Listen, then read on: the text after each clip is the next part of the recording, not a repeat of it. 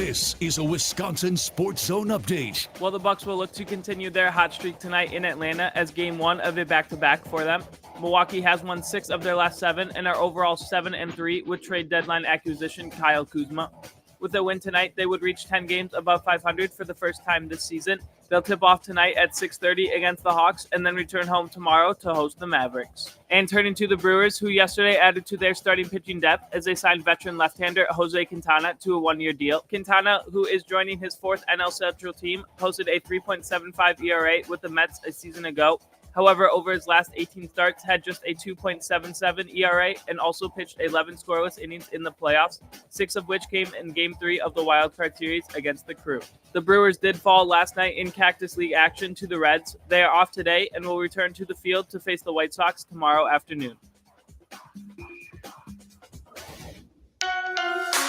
Rural Mutual Insurance, keeping Wisconsin strong. Farmers deal with a lot, including long days, stress, and fatigue. This is your reminder to take breaks, stretch, have a snack, and hydrate your body. Avoid farm accidents by keeping yourself healthy. Visit ruralmutual.com to learn how Rural Mutual supports Wisconsin farmers and prioritize safety on the farm.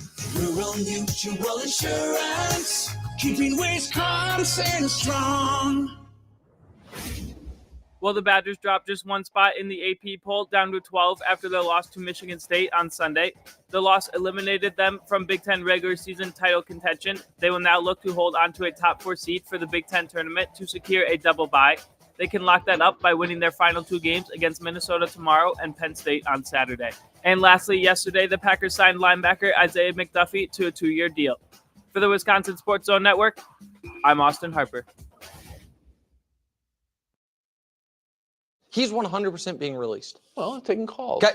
Guys, he is 100%. There are no calls. He's $38 million in cash money on your cap under his current deal. There is not unless the call is this, like, hey, we'll take Davante Adams from you if you give us your 2nd-round pick. And you know what the Jets would say is, no, we can just release him and it's fine because none of this is guaranteed. Just $8 million dead.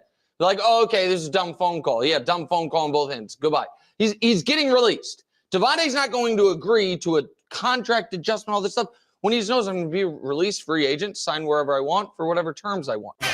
Still Super Bowl contender. What does it say about the Packers? Really solid team over the course of a decade or more. That's really tough to do. I got a lot of respect for the front office over there and obviously all the players that have contributed. This is where Wisconsin gathers to talk sports. Packers, Brewers, Badgers, Bucks. The Wisco Sports Show is on the air. Now, here's your host, Grant Bills. Some Davante Adams-centric audio there in the intro. That first cut was about 60 seconds of Nick Wright from First Things First yesterday. I agreed wholesale with Nick when I heard that portion of his show yesterday. And then, wouldn't you know it, less than 24 hours later, Davante Adams has been released. If you haven't seen that bit of news, it was announced by Ian Rappaport, I believe, first. Tom Pelissero also was right there. Some NFL Network guys had it early today. And then the Jets, just within the last hour, putting out a tweet and a statement on their own platform saying, yep, we have informed Davante Adams. He has been released. So Adams has been released. I agreed with Nick Wright's thinking. That's been my thinking all along. Why would any team trade for Jair Alexander? His contract sucks, and the Packers are probably going to cut him anyways. Why would any team trade for Davante Adams? His contract sucks, and his team is probably going to have to release him anyways. And everyone's trying to come up with these, well, if the Packers could get this pair, the Jets could. It just doesn't make any sense to me.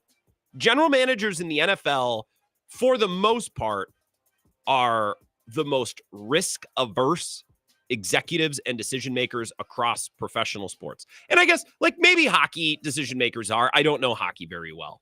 But baseball general managers, yeah, you want a couple top prospects for a high, level starter for a couple months for a rental. Yeah, we'll do that. It happens all the time in baseball. It's happening less and less, but it still happens. In the NBA, yeah, you want a couple first-round picks for Jimmy Butler, even though he's old. You want a huge contract, Paul George, even though yep, come on in. Like, those general managers, they'll swing moves. They'll make moves. In the NFL, oh, you have this great borderline Hall of Fame talent available at a position we need. He's 32. He makes a lot of money. What about Would you take a sit? Yeah, you know what? You just cut him. We know you're going to cut him anyways. Like, it's amazing how risk averse these general managers are. So it never made sense to me, the idea that anyone was going to trade for Adams. And that was borne out today by the fact that the Jets released him. I believe the same of Jair. I guess that has yet to be seen, whether or not the Packers are able to offload him in a trade or not. But we start tonight with Davante Adams. This is the Wisco Sports Show. My name is Grant Bills. I hope you're having an excellent night. Happy Fat Tuesday. I came into work today. I kind of had high hopes. I'm not going to lie, because radio stations, right? We often work with local restaurants or local bars, right? We advertise for them, right? We do shows at bars and restaurants. And I don't know. I think there's 6 radio stations in the building where I work, 5 or 6. I don't know all of our sponsors. I don't know all, but I figured maybe one of them, maybe I'd come in today and there would be a king cake, or I don't know, probably wishful thinking to think that someone would bring in like muffaladas or etouffee, but strikeout on all fronts. I had my cold cut sandwich for lunch, so not really a Fat Tuesday. I was hopeful. I did come into work today with a little sparkle in my eye, thinking, maybe if nothing else, a dry king cake in the break room that I would eat and enjoy. But no such luck. Happy Fat Tuesday. I want to begin with Davante Adams tonight. And before I get to any of the comments on the live stream on YouTube and Facebook or Twitter at Wisco Grant, or any of your calls and texts at 608-321-1670. Grant, we just talked about DK Metcalf on Friday. That's not going to happen. Now we're going to talk about Davante Adams. No chance that happens. Look, okay? This is Sports Talk Radio. Why are we here if not to dig into any possible rumor, any possible avenue, why are we doing this show if we're not going to go balls to the walls to talk about, should the Packers go after Davante Adams? Might Davante Adams come here? Like, that's what this is for. I give it like a 15% chance Davante Adams ends up here. A chance. It's not likely. And when Davante Adams announces he's going to sign elsewhere, we'll move on to the next guy and the next guy and the next guy until the draft happens, until we get to train. That's what this is, right? So anytime a player becomes available in a trade, or anytime a player is released, or anytime a free agent hits the market, we're going to talk about it because it's fun. Is it serious? Is a deal with Davante Adams to the Packers imminent at this very moment in time? No, of course not. And it probably won't be, because most players probably won't sign. You could just play the numbers. Most of the players that we ever talk about possibly joining the Packers probably aren't going to join the Packers. But this is what Sports Talk Radio is for. We have a show to do tonight. The news of the day is Davante Adams springing loose from the Jets. So that's where I want to begin. I realized as I was getting ready for the show, I have a stupid amount of Davante Adams Packers-centric audio from the last 2 years. An insane amount. I was looking through my Google Drive, all the little sound bites that I've saved in my folder here on the desktop. K Adams / Davante Adams. K Adams, Davante Adams on Jordan Love. K Adams, Davante Adams on Jaden McDaniels. Like, just all of these sound bites of Davante Adams on different shows. K Adams, most notably, those are at the top because it's Adams, alphabetical order. The ones at the top. But Davante Adams has done plenty of media appearances over the last 2 years where he's flirted with the possibility of coming back to Green Bay. He's posted pictures on his Instagram story of him wearing green and gold shoes, right? So if Davante Adams didn't want there to be any rumors, if he thought, no way I'm ever going back to Green Bay, well, he probably would have behaved a little bit differently over the last couple of years. I was just astounded looking through my Google Drive and my audio folder of all of the little sound bites that I've saved. Ooh, Davante Adams, kind of a little wink and a nod to the Packers. Davante, a little wink and a nod to the Packers. The $1 million question now with Davante Adams' free agency. And this is a question that I do not have the answer to. And I think this question, if we were to know the answer, we'd have a good idea of where he's going to go. What does Davante Adams want? What is he looking for? What is he seeking? What's his goal, right? He's 32, correct? He's age 32. I don't want to say that his next team will be his last, but I'd probably bet that his next team will be his last because he's 32. It's pretty old for an NFL player. I mean, it's not old, but you get my point. So let's assume that this next stop for Davante Adams will most likely be his last. And he has his pick of the litter. It's not like when he left Green Bay, where the Packers had to trade him somewhere. It's not like when he left Vegas, he needed to be traded to the Jets, even though that was his preferred destination. It's not like he had free reign and an open market. This is the first time really in his career that he truly, completely has total control over his destination, over how much money he's going to seek to make, which division, which organization, which side of the... I mean, it's the world is his oyster, really, for the first time in his career. And I think in order to get an idea of where Davante Adams might play, maybe Green Bay is a possibility, I think we got to consider and we got to talk about what Davante Adams wants. What are you looking for? What do you seek? Is it money? Are you looking for one last big-time payday? Okay. Well, that could take him to any host of destinations. Maybe a team like the Patriots. They have a ton of money. They're dying to spend it. They're just trying to be taken seriously, but they suck, at least as of right now. Maybe a team, I'm trying to think of who has a lot of cap space. The Bears, they got a lot of money, right? There are certain teams that have a lot of money and they probably like, all right, yeah, we'll give Davante Adams, we'll give a big deal. I was looking at the top paid wide receivers in the NFL by average annual value, right? How much money do you make a year? Because Davante Adams, unlike Justin Jefferson or CeeDee Lamb or Amon-Ra St. Brown, who are all 24 or 25, he's probably not going to get a 4-year deal or a 3-year.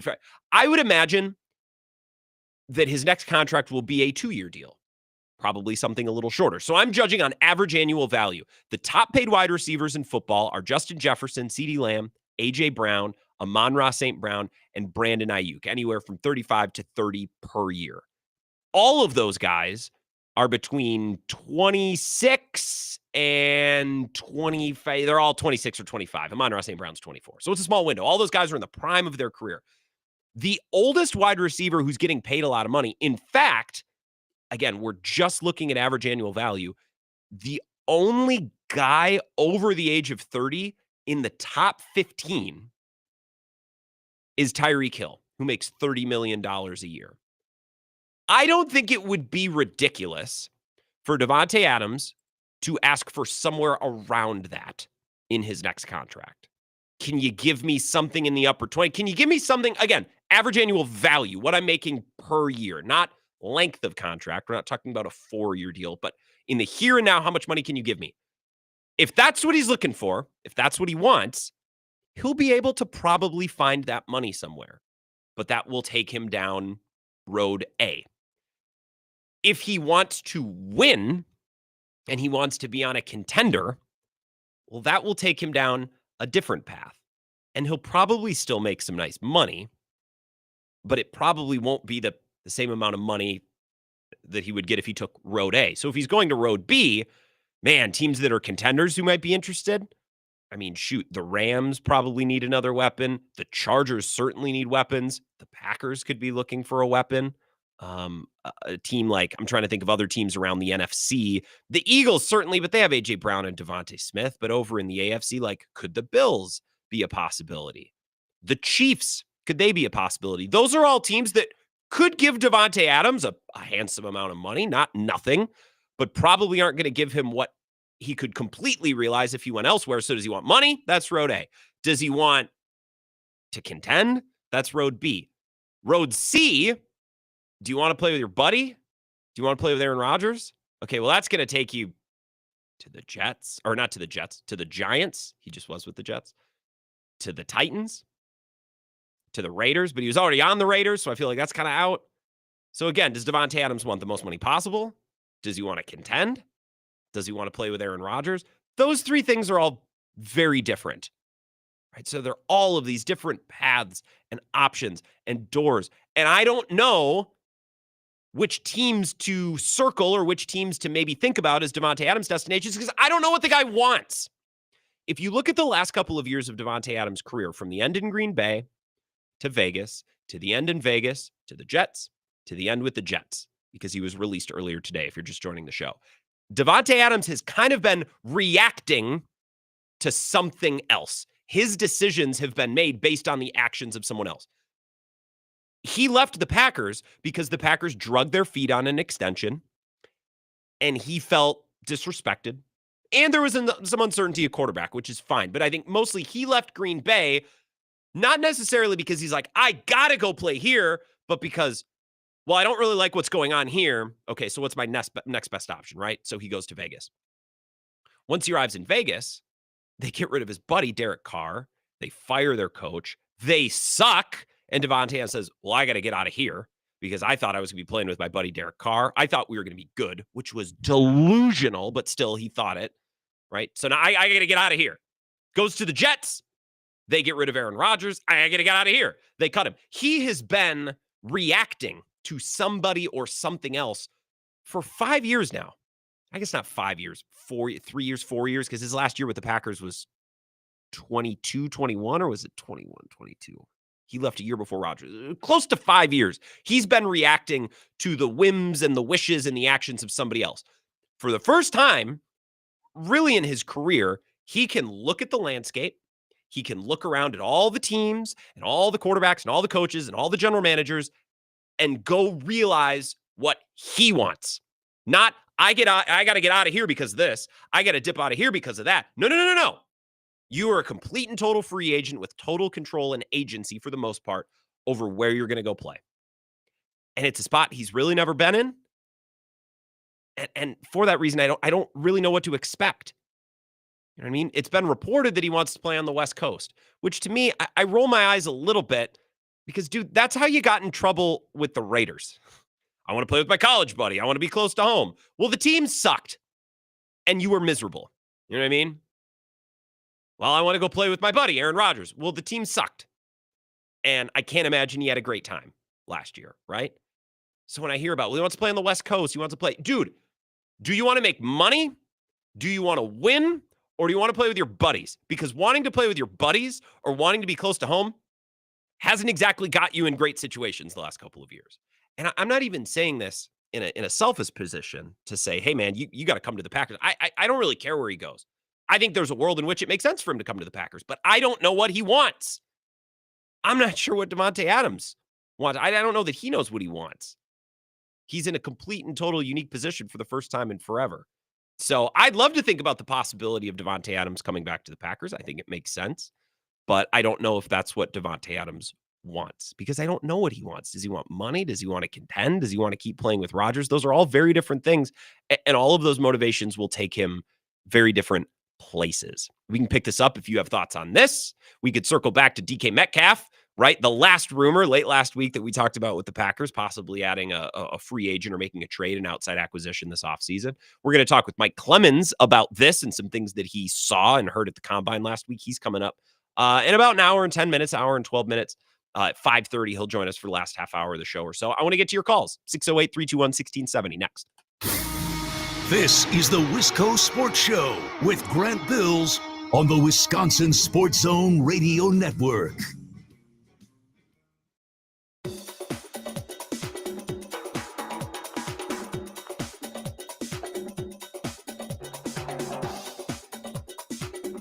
The Wisco Sports Show will resume in 3 minutes.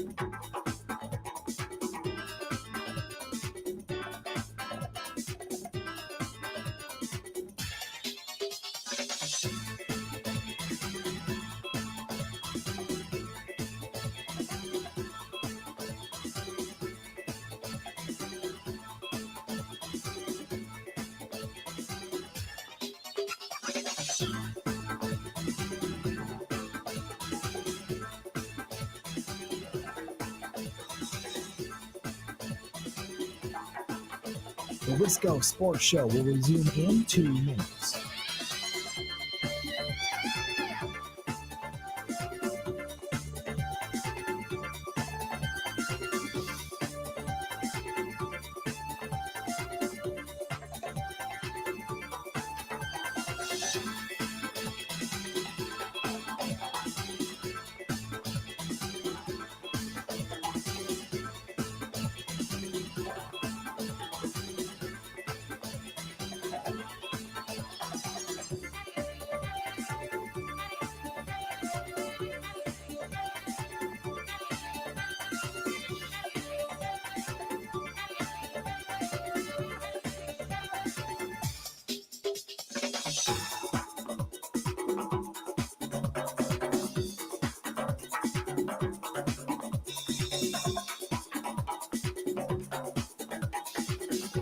The Wisco Sports Show will resume in 1 minute.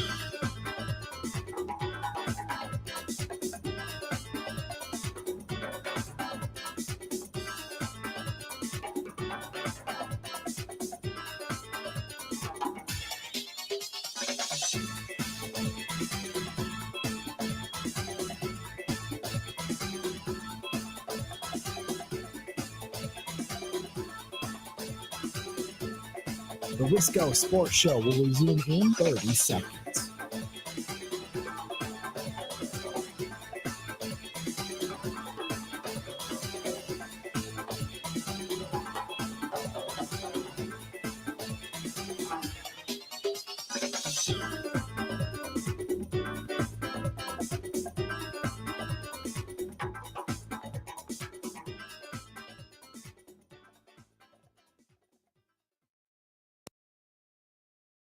You know, you lose all-timer, Aaron Rodgers, Aaron Jones, but the organization's still Super Bowl contender, still win. What does it say about the Packers? I mean, it's winning organizations. You learn how to figure it out. I mean, they were good before I got there, and they'll be good long after I'm gone. So says a lot about their ability to bring the right guys in, and obviously the discipline that it takes to win is tough. And not that it's been perfect every year, but to be able to be a really solid team over the course of a decade or more, that's really tough to do. So I got a lot of respect for the front office over there, and obviously all the players that have contributed. That's Davante Adams with K Adams. Sometime over the last year, a couple months ago, I have all this audio of Davante Adams talking about the Packers. And I don't play it to be like, hey, listen to Davante. He obviously still likes the Packers. He's coming back. No, that's not the point of playing it. I play it to make the point that if Davante Adams wanted to completely and totally squash any rumors or any thought of him eventually turning to Green Bay, he could have done a better job than he's done. Like, did he need to post the Instagram story of him wearing green and gold colored shoes? Has he needed to go on with K Adams to wax poetic about, what a great organization. Oh, and Jordan Love's such a great quarterback. No, he's done all that stuff. So the door to speculation is wide open. I don't know what the guy wants. And that's what I said in our opening segment. Does he want to chase the most money? Okay, that's going to take him to teams ABC. Does he want to try to win a Super Bowl? That's going to take him to teams XYZ.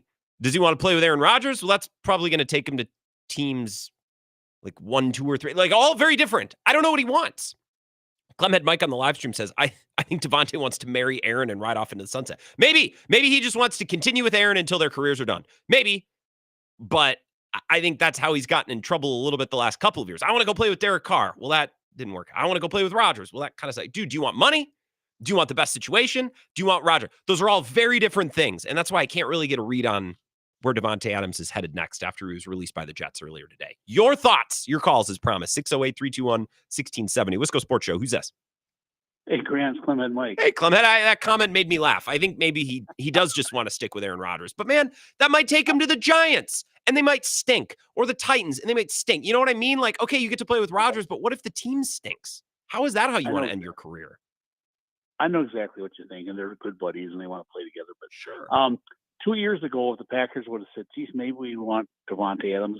No, 2 years ago, we thought we had the best up-and-coming first and second-year receivers in the whole NFL. We were going to set the world on fire, and Jordan Love was on fire last 8 games of 2023. He was the best in the NFL, and we were going to set the world on fire in 2024. Then Love is hurt, and he played subpar, and the receivers fizzled, and it wasn't what we thought it was going to be, and very disappointing. And all of a sudden, Davante Adams is available now. I'm thinking, geez, maybe we do want Davante Adams. It's things changed, did a complete 180.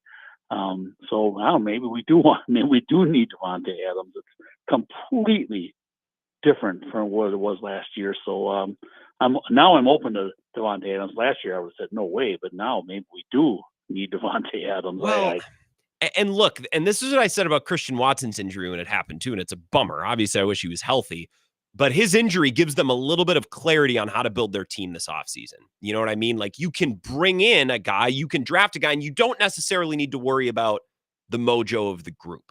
You know what I mean? And also, Like Jaden Reed, Dontavian Wicks, get better. Don't drop the ball. The ball will come your way more often. You know what I mean? Just perform, work harder, get better. These things will work out themselves. I think whether it's DK Metcalf or Davante Adams, Clemhead, like all of these guys who we're talking about as possibilities on Sports Talk Radio because it's fun. And I think it's possible. I don't think these are impossibilities. I think it's unlikely, but I don't think it's impossible. Like all of these guys fit. The Packers could use the help of Davante Adams. They could use the help of DK Metcalf, and it doesn't really take that much roster, maneuvering or switching around or substituting to see that, right? They have spots where guys can step in right away and really take this team and supercharge the team they already have. Yeah, and when those young guys see what a real superstar can do, maybe it'll make them better too. But I wanted to. By the way, right at the end of your show yesterday, you were talking about surprise groups, surprise bands that you saw and didn't expect. It was kind of a really interesting topic. I went in 1977 Oakland Day on the Green, went with my friend to see Rick Derringer and Led Zeppelin. And we got it. We raced in there. They opened the gates. We raced across the parking lot. We got in there, got really good position to see Rick Derringer and Led Zeppelin. And the guy came out and said, "We'd like to welcome you from England." I said, "Rick Derringer's not from England. We'd like you to welcome Judas Priest." And 70,000 people said, "Who?" So that was freaking awesome. We got the Judas Priest. No one in America had ever heard of him before. So that was, you talked about that yesterday for just a minute. So I thought I'd throw my 2 cents into the most unusual, unexpected band I ever saw in my life. So I thought that was pretty cool. Yeah. Well, and I appreciate you sharing that, Clumphead. Yeah, that was Thomas's question in the mailbag. Or no, it wasn't Thomas's question. It was AJ. Thomas asked about concerts too, but AJ asked, did you ever see an act before they made it big? And then, later on down the line, you were able to say, well, I saw that band before they got, and I didn't really have a good answer. That's a good answer, Clemhead. It's also in 2024, you don't just stumble into concerts anymore. It's all the red tape, through Ticketmaster, and all these shows are announced 9 months in advance. You know what I mean? So a little bit of the spontaneity from shows like that is gone. And also, we've heard of most of these bands because the internet exists. You know what I mean? So it's hard to go into a show completely and totally blind because it's hard to go to a show on short notice, and it's hard to see someone you've never heard of because, well, it's easy to look people up. It's all at the tips of our fingers. Good points on Davante Adams. I think the Packers could use him. I think the Packers could use DK Metcalf. And I also think Dontavian Wicks and Jaden Reed and Tucker Kraft, they can continue to grow with one of these guys brought into the mix. I forget about Romeo Doubs a little bit in these conversations, and maybe that means he's the odd man out, which is kind of why I loved the idea of trading for DK Metcalf, because you can chip Doubs out in the process, and you can really make this wide receiver room pretty neat and clean. More of your calls, 608-321-1670. Wisco Sports Show. Who's this?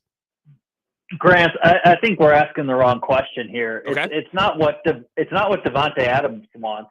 It's what does Brian Gutekunst want? Obviously, he said it's time to compete for a Super Bowl, but does he want that, or does he want cheap, controllable contracts? I mean, the more he talks about this crap, the more he's sounding like Mark Antanasio, and I just don't like that. I get when Goody talks about, well, when you trade away a draft pick, you're trading away a controllable contract. And I get that. That's a big part of balancing the spreadsheet of your football team. But guess what? If you're really serious about contending for championships, look at some of the moves the Eagles have made, the Rams have made, the Niners made. These are teams that have consistently, kind of year by year, finished above the Packers. And I think it's fair for Packers fans like you, Conan, you're not the only one, to start looking around after 15 years since the last Super Bowl and think, okay, when are we going to get a little bit more aggressive? Because I see all the other teams doing this, and the Packers really haven't. Yeah, if I'm looking into a crystal ball right now, Davante does not end up in Green Bay, but probably. Packers were in the mix. Yeah. And look, maybe he doesn't want to come here, right? He's a free agent. It's not like the Packers can force him to come here. They can offer him as much money as possible, and that's a big part of it. I think it's unlikely, but very possible. I'll think that of all of these players. We're going to talk about it because that's what Sports Talk Radio is for. But if Davante Adams follows Aaron Rodgers to the Giants or something dumb, that'll bum me out on some level. It'll be fun to watch them together. The team probably won't be any good, but can you imagine Adams on the Rams or the Chargers? I want to see him on a good team. The Packers would be that for him. I'm not sure that the Aaron Rodgers-led Giants will be that team. Yeah, and like you said to open the show, what does Davante want? Come to Green Bay, Davante, please. I'm begging you. We need a receiver. I'm sick of these young guys who aren't not proven. Mm-hmm. And look, Jordan Love had 3 years with Davante Adams. I mean, I'm sure they were getting routes together. There's got to be some sort of connection there. I did hear that Jordan Love never missed off-season workouts. I know that was a big controversy with the other guy that was here before him. It was. So they have to have some chemistry because, Grant, as we know as Packer fans, those optional summer workouts are huge for building chemistry. Yeah. So Jordan Love and Davante Adams have to be buddy-buddy. They have to be, because it's not like Rodgers is there. Yeah, and Cone, that's a conversation we'll have in a couple months. I appreciate that, Cone. A true participant and author and appreciator of the way that we do sports talk radio and the conversations that we circle back to every time. Should Aaron Rodgers play in the preseason? Should he be at OT? That sort of thing. I think I think Jordan Love and Davante Adams, there's probably a mutual respect. I mean, shoot, Davante Adams has talked about on every show that he's done the last couple of years.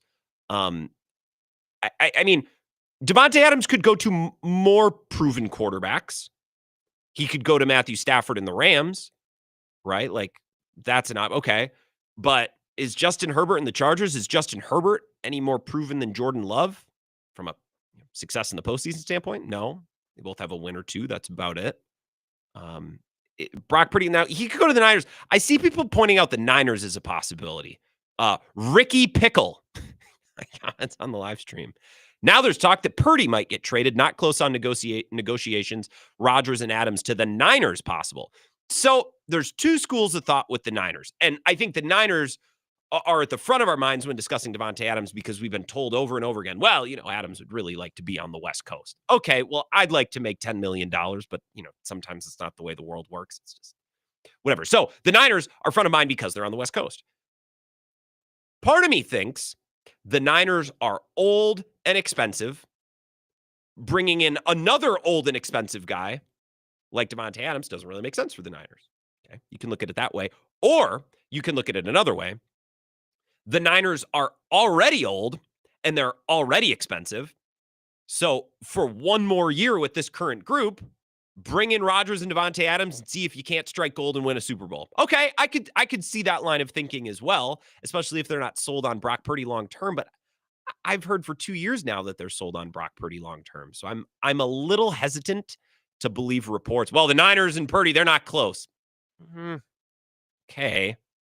Unless Purdy's asking for the world, and he might be. I've just heard so many different times over the last couple of years from John Lynch and the Niners. We love Purdy. We're committed to Purdy. He's our guy. We're preparing to pay him. They've been preparing to pay him, right? So the Niners may or may not be an option. The Rams seem like an awesome option for Davante Adams. The Chargers seem like a natural option. I think the Packers are up there for, history reasons. For the Packers, they need a number one wide receiver, right? We've talked about that till we're blue in the face, especially since Josh Jacobs got that ball rolling during Super Bowl week down in New Orleans. And I'm sure there's a couple of other teams, right, that are great possibilities for Davante Adams as well. I just don't know what he wants. I don't know what he's looking for. And until I get a sense of that, and don't tell me, well, he'd like to be on the West Coast. Okay, well, we'd all like things. Okay, seriously, what do you want? Do you want to play for a contender? Do you want to make a pile of money? Do you just want to play close to home? Okay, well, then go out to the West Coast and just sign anywhere then, if that's what matters. It boggles the mind a little bit that after going to Vegas to be close to home and to play with a college buddy, and then going to the East Coast to play with your old buddy, Aaron Rodgers, that Davante Adams would now, after 2 failures at his last 2 stops, be like, I want to be on the West Coast. Hey, man, how about you just try to go play for a good football team, wherever that team might be, whoever that quarterback might be, whether it's your college buddy or whether you're on the West Coast. You know what I mean? I think that would be what's best for Davante Adams. But then again, he's a free man. It's a free country. He can do what he wants. Let's take a couple-minute break. We'll come back, continue this discussion, and I want to pick a little bit at something that Cone said, right, that Brian Gutekunst's starting to sound like Mark Attanasio. I like that. Let's pick at that next. This is the Wisco Sports Show with Grant Bills on the Wisconsin Sports Zone Radio Network.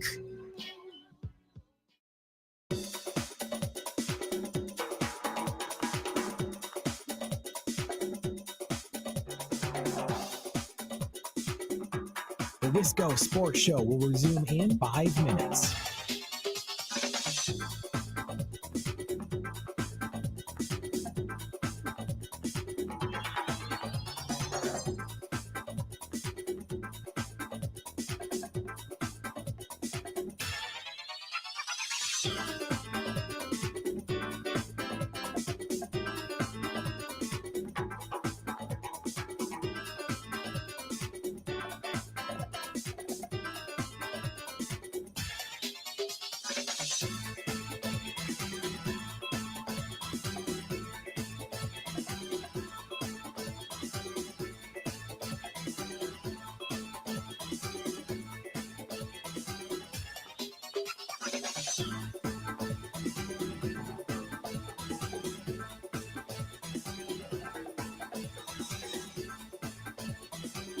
The Wisco Sports Show will resume in 4 minutes.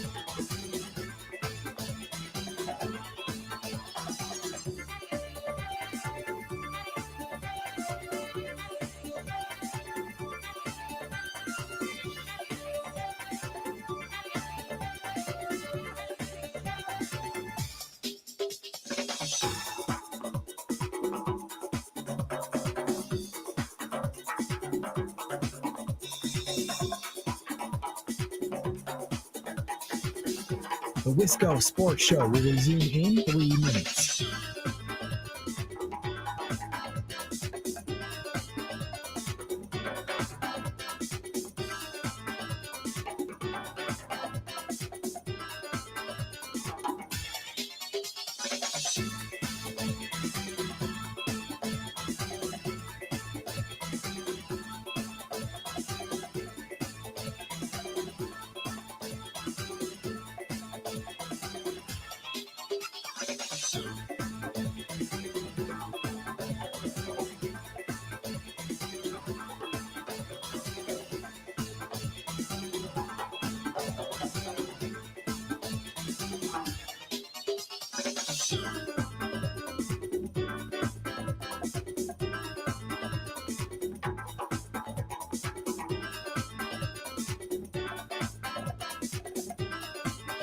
The Wisco Sports Show will resume in 2 minutes.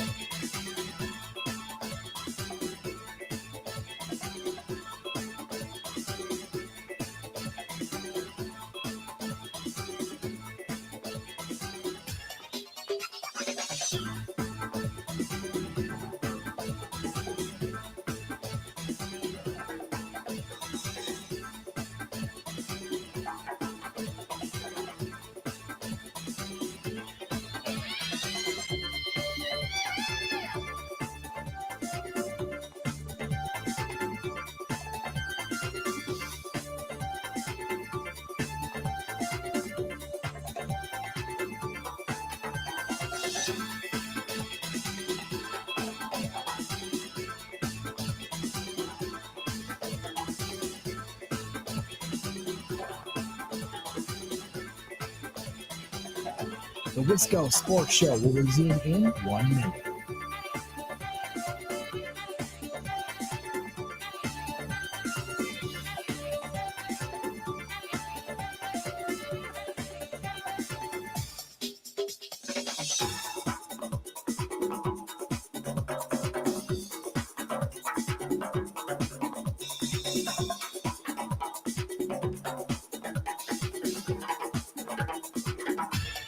The Wisco Sports Show will resume in 30 seconds.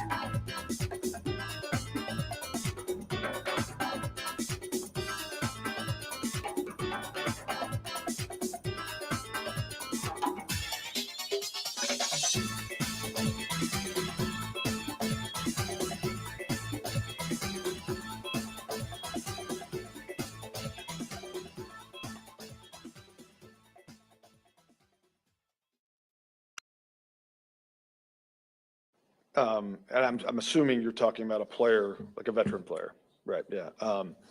When you trade a high pick for a veteran player, you're trading a young, really good contract for a player who's proven, but probably expensive. So you're giving up a pick in salary cap space. So I think you gotta weigh that. And if it's the right player, if you feel he can be a dynamic player that can change your football team, I think you got to consider that because there's not many of those guys out there.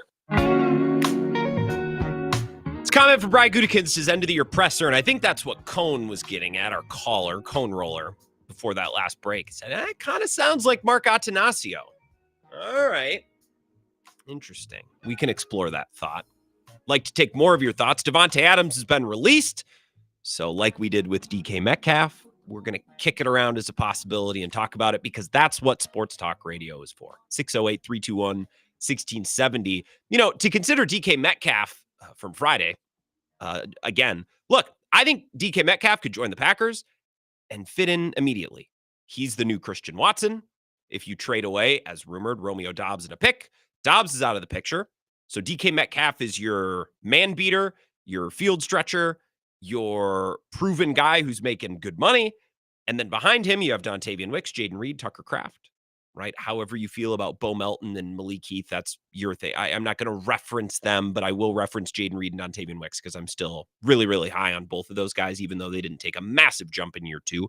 I still think they're going to be really good players. So those guys slide in behind DK Metcalf. Their roles all gel nicely together, and it's great. And I think they're much better at wide receiver because they added Metcalf and because the younger guys are another year better. I think they'd be much better. They'd be a much better offense and much better skill position group in year 3 than in year 2 than in year 1. If they were to go the Davante Adams route, they had Davante Adams. Okay, Davante Adams is your trustworthy guy who can run a route to beat man coverage on 3rd or 4th down or in the red zone. Jaden Reed can handle slot duty. Dontavian Wicks can kind of be Davante Adams light. Maybe he can play on the outside, or maybe you stick Romeo Doubs out there. I still think Davante Adams fits a need. The fit isn't as seamless with the rest of the group as it would be with DK Metcalf, but guess what? We're trying to win a Super Bowl, so get better or get out of the way because your targets are going to go to someone else. This isn't a daycare. This is Titletown, trying to win a Super Bowl. So the fit isn't as perfect, but Davante Adams would still fit a need. I don't have to shoehorn Adams. I don't have to shoehorn Metcalf. I'm not forcing a potential fit with either of these two wide receivers and the Packers in 2025. I do wonder, and I've been thinking about this all day, what Davante Adams wants. What is he looking for? What is he seeking? Do you want the most money? Do you want to join the best team to try to contend and win a Super Bowl? Or do you just want to play with Aaron Rodgers? Because all 3 of those outcomes are going to take him to very different places, right? And this is the first time that he's an honest-to-goodness free agent. He wanted to go to the Raiders once upon a time, but the Packers had to honor that and deal him there. And then he wanted to go to the Jets to play with Aaron Rodgers, but the Raiders had to deal him to the Jets. He has the whole landscape in front of him, the whole shooting match. He can go join anybody for any amount of money. He's a complete and total, literal free agent. And I just don't know what he wants. So it's really difficult for me to try to guess where he ends up because I don't know what he's looking for. I don't know what's top of mind. Let's react to this school of thought from Brian Gutekunst one more time because Cohn kind of put Brian Gutekunst on blast. And I'm assuming you're talking about a player. He was asked about trading picks for a player. That's the genesis of this answer. And I'm assuming you're talking about a player, like a veteran player, right? Yeah.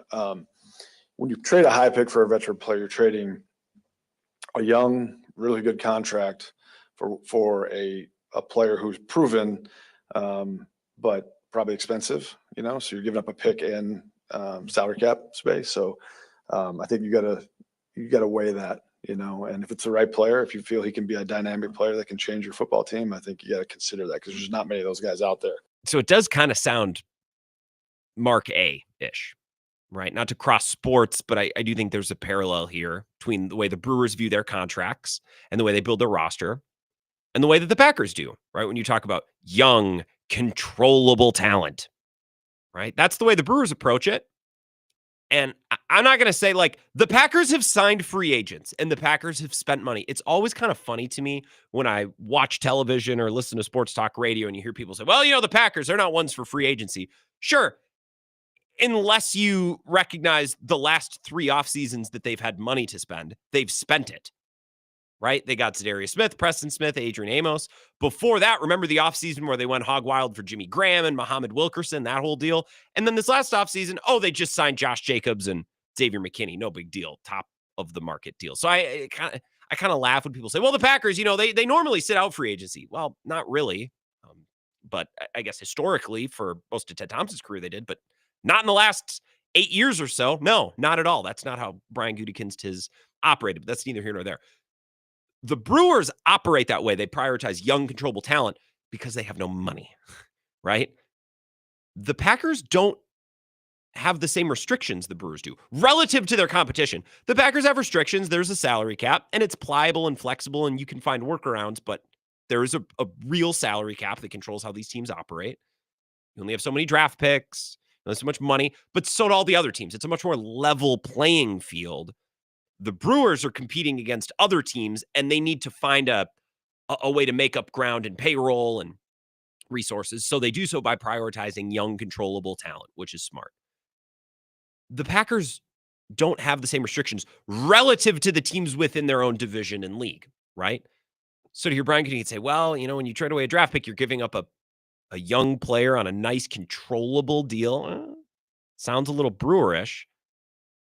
The only reason that I don't love hearing that from Brian Gutekunst in 2025 is because in that press conference, Brian said, this is the year we contend for championships. The lifetime of NFL players is very short.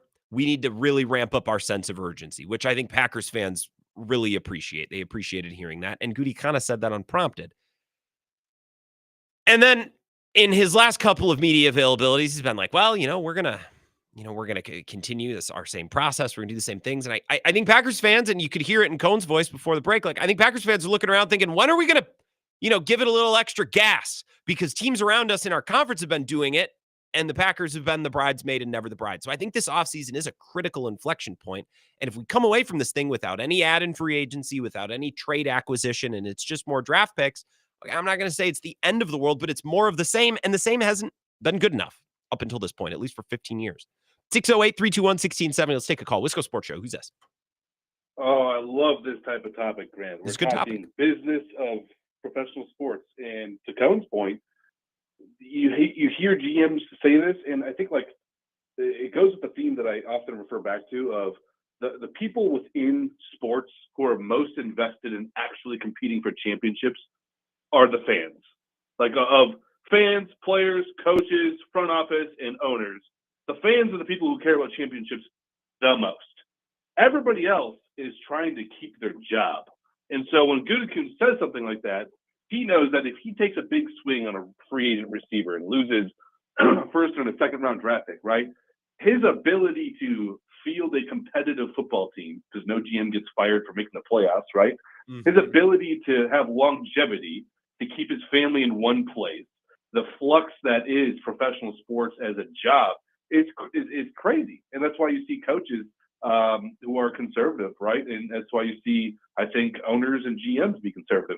The people who want to swing for the fences most frequently are the fans, damn it, because we put our blood, sweat, and tears into our coaches every damn Sunday. We buy the tickets. We buy the pay-per-view. We want the payoff, right? We're going to be fans in 15 years regardless, right? Gutekunst, he makes one big swing and he misses. Look, he has nothing to do with the Packers in 10 years. So that's kind of my thoughts on that. I guess. So first of all of that is correct. I agree with all of that, right? These general managers are thinking, how do I keep a job? How do I get my next contract? Totally. Fans don't think that way. I also push back on the idea a little bit that, trade. Let's say the Packers go absolutely hog wild and trade a first and a second round pick for a player and the player doesn't work out. Well, I've seen the Eagles trade away premium picks. I've seen the Rams trade away a ton of premium picks. I don't think it's backbreaking for a team to take a big swing and to miss on that big swing. Now, if you take a big swing and then you give out a Deshaun Watson contract, well, yeah, okay, yeah. If you really go hog wild, but I don't know that it's backbreaking, especially for a stable franchise that does a lot of the little things well. I think the Packers, very similar to the Rams, are a team that can take a swing, and if it's not a home run, I don't think they're porked. You know what I mean? I don't think everyone gets fired. I don't necessarily accept that that's the way that it would go. Yeah, and certainly that could be an outcome, right? And that's why I think if I were to take a big swing, right, as a general manager, I would take a big swing at the receiver position as somebody who's putting up consistent stats and is between the age of 26 and 28. I don't know if my big swing, my big move is going to be for a guy like Davante Adams. But great, before I let you go, I'm curious, just looking at stats and looking at free agent receivers who are out there, comparable age, Davante Adams or Cooper Kupp, which one would you take and why? I would take Davante Adams just because I think physically he's in better shape. And I brought this up on Bill's show earlier today. It's not like Davante Adams has made his bones over his career the same way that Deebo Samuel has, for example, where it's yards after the contact and it's gritty smash mouth. He hasn't been that guy. I'm not saying that he's going to be a baller until he's 40, but Bobby and Menominee on the text line, I think this is a great comp. I don't know the size or the skill. I can't tell you the measurables, but to the eye test, or at first thought, this seems to make sense. Bobby Menominee says, would you not want 2015 Larry Fitzgerald? That's the closest comp, I think, for Adams. I think that's a good comp. Like a guy who can get you a couple big grabs, trustworthy, get open when you need it on a third or a fourth down in the red zone. And then you let your young guys, Jaden Reed, Dontavian Wicks, and Romeo Dobbs, if he's not traded away, potentially like for DK Metcalf, like those guys can be your bell cows. Davante Adams can be the guy in big moments when you need a bucket. I think it works.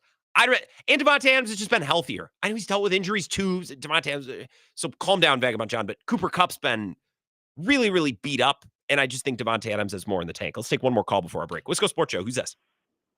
This is John in Cornell. What's up, John? Hey, trading for players.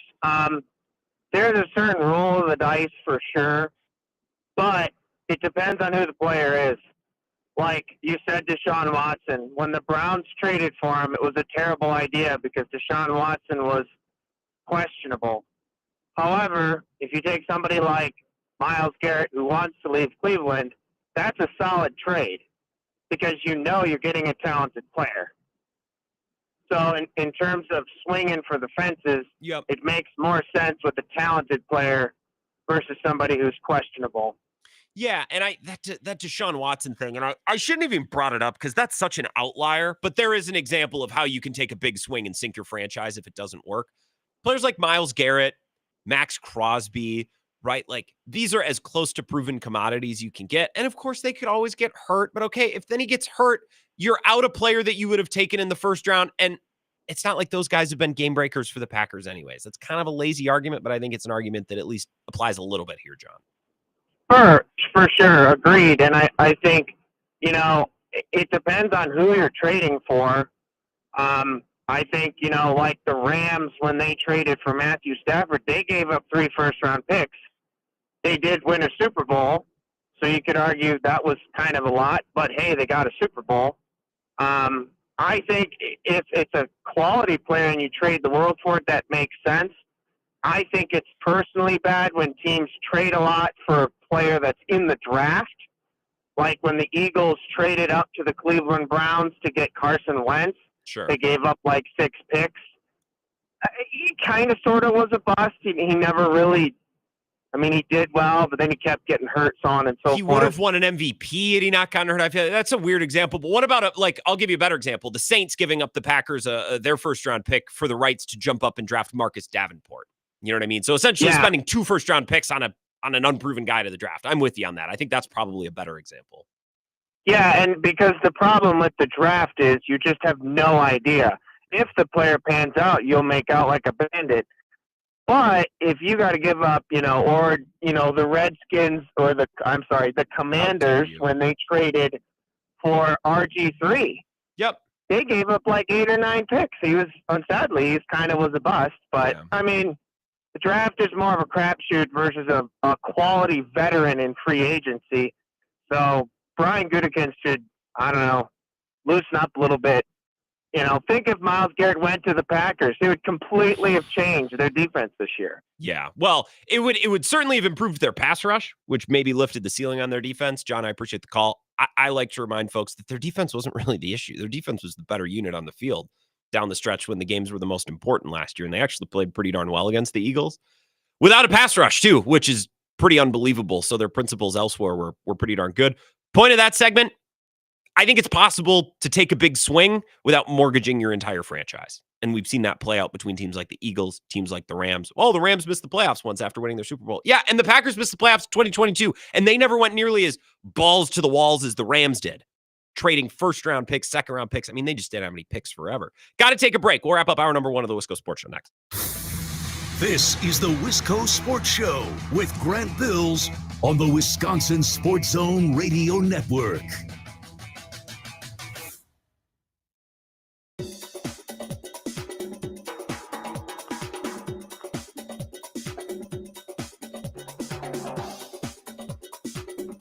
The Wisco Sports Show will resume in 3 minutes.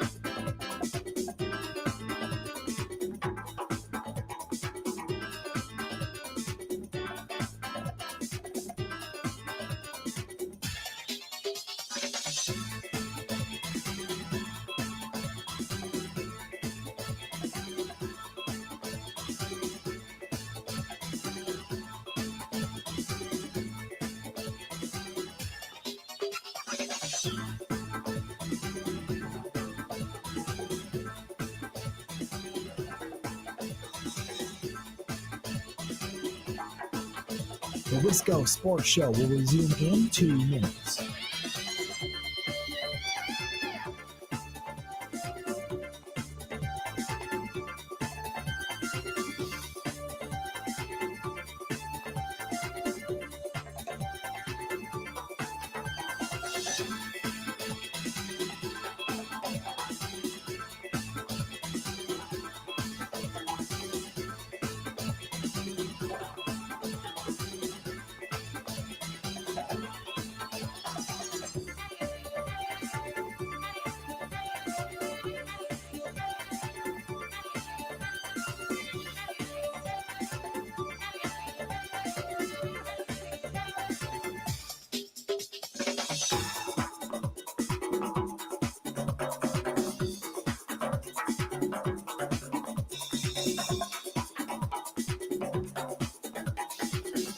The Wisco Sports Show will resume in 1 minute.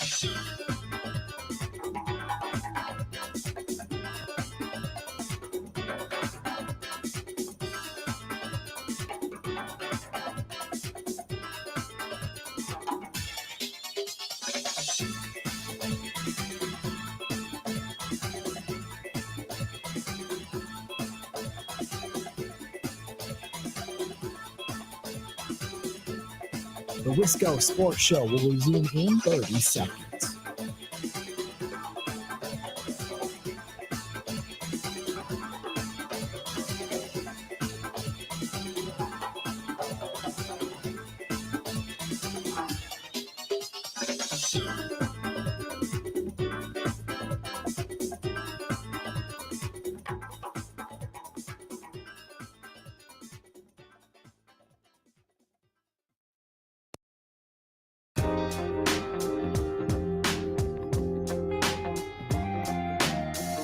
Wisco Sports Show. Mike Clemens in about a half hour. It's a good conversation about the availability of Davante Adams. He was cut by the Jets earlier today. And I think it's worth a discussion. It's worth kicking around. And then that got us into a discussion about how aggressive the Packers are prepared to be. Or maybe there's still some hesitance there. I think we've reached a point now. It's been 15 years since the last Packers Super Bowl. And the Packers have been in the mix.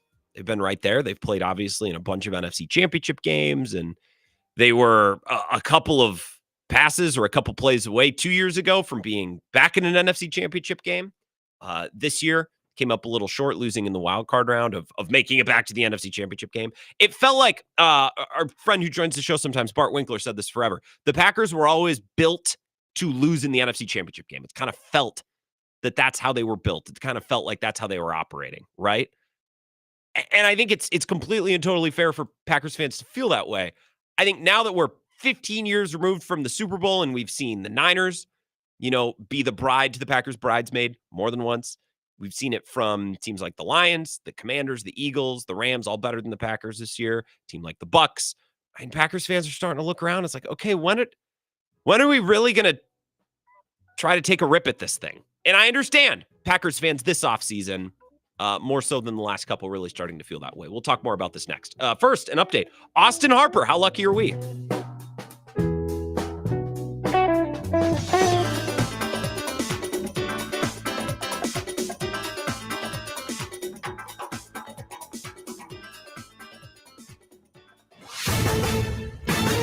This is a Wisconsin Sports Zone update. Well, the Bucks will look to continue their hot streak tonight in Atlanta as game one of a back-to-back for them. Milwaukee has won 6 of their last 7 and are overall 7-3 with trade deadline acquisition Kyle Kuzma.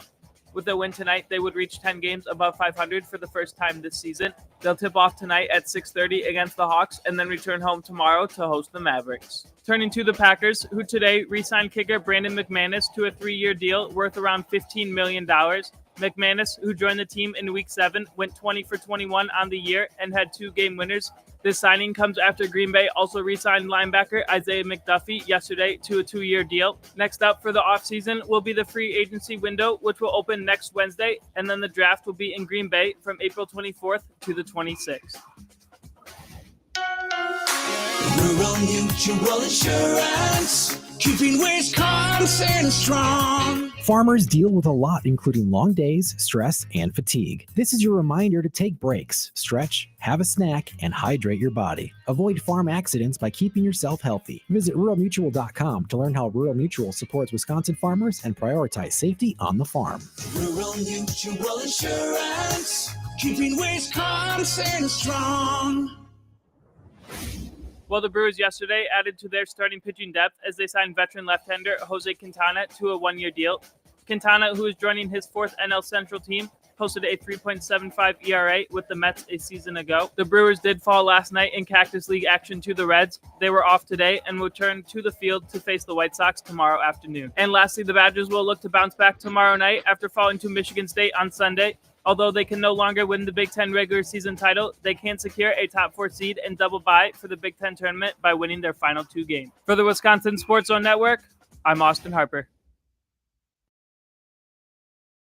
He's 100% being released. Well, I'm taking calls. Guys, he is 100%. There are no calls. He's $38 million in cash money on your cap under his current deal. There is not unless the call is this, like, hey, we'll take Davante Adams from you if you give us your second round pick. And you know what the Jets would say is, no, we can just release him and it's fine because none of this is guaranteed. Just $8 million dead. They're like, oh, okay, this is a dumb phone call. Yeah, dumb phone call on both ends. Goodbye. He's getting released. Davante's not going to agree to a contract adjustment, all this stuff, when he knows I'm going to be released, free agent, sign wherever I want for whatever terms I want. Still Super Bowl contender. What does it say about the Packers? Really solid team over the course of a decade or more. That's really tough to do. I got a lot of respect for the front office over there and obviously all the players that have contributed. This is where Wisconsin gathers to talk sports. Packers, Brewers, Badgers, Bucks. The Wisco Sports Show is on the air. Now, here's your host, Grant Bills. Mike Clemens coming up in a half hour. We've been talking about Davante Adams. I guess even more specific Packers news today. They re-signed Brandon McManus for a couple years. Nice extension for him. Good. I'm not going to break down a kicker contract, but I'm glad that the Packers just said, you know what, screw it, we'll sign. What do you want? All right, yeah. We're not going to nickel and dime you over this. We're not going to, well, we'll look elsewhere. No, we'd like to retain your services. Please and thank you. So some other news, probably much more specific to the Packers, because I don't think Davante Adams is coming back here, but he could. So we're going to talk about it because that's what Sports Talk Radio is all about. But yes, they have also re-signed Brandon McManus. Thank God, because I can't do the kicker thing again. Not just as a Packers fan, like it sucks to not have a kicker that you trust, but it sucks as a Sports Talk Radio topic. What are you supposed to do with that? Do you trust this kicker? No. What should they do? Find a better one. And I remember going into the season, last couple of weeks of training camp and into the preseason, it was like, well, if your two biggest needs are kicker and backup quarterback, you're doing pretty good. Yeah, until your kicker costs you games and your starting quarterback gets hurt. And both things happened. Some of them the same week, right? When Jordan Love looked banged up and Narveson, the knob, couldn't hit kicks. And I say that respectfully and playfully, of course. He was a great guest, very gracious at Radio Row. Nice guy, and with Wisconsin ties. But he wasn't any good. He couldn't make kicks. So not only am I happy as a Packers fan that they have secured a very good kicker, but I don't want to do the kicker. It's not good for Sports Talk Radio. I can't do anything with that. You know what I mean? Who should they go get? I don't know. It's kickers. I don't have that list of names in front of mind. Talking about Myles Garrett or Max Crosby or DK Metcalf or Davante Adams. That's much more interesting, which is why today we've spent most of our time talking about Davante Adams. And I love Bobby and Menominee's take that it's kind of 2015 Larry Fitzgerald-ish.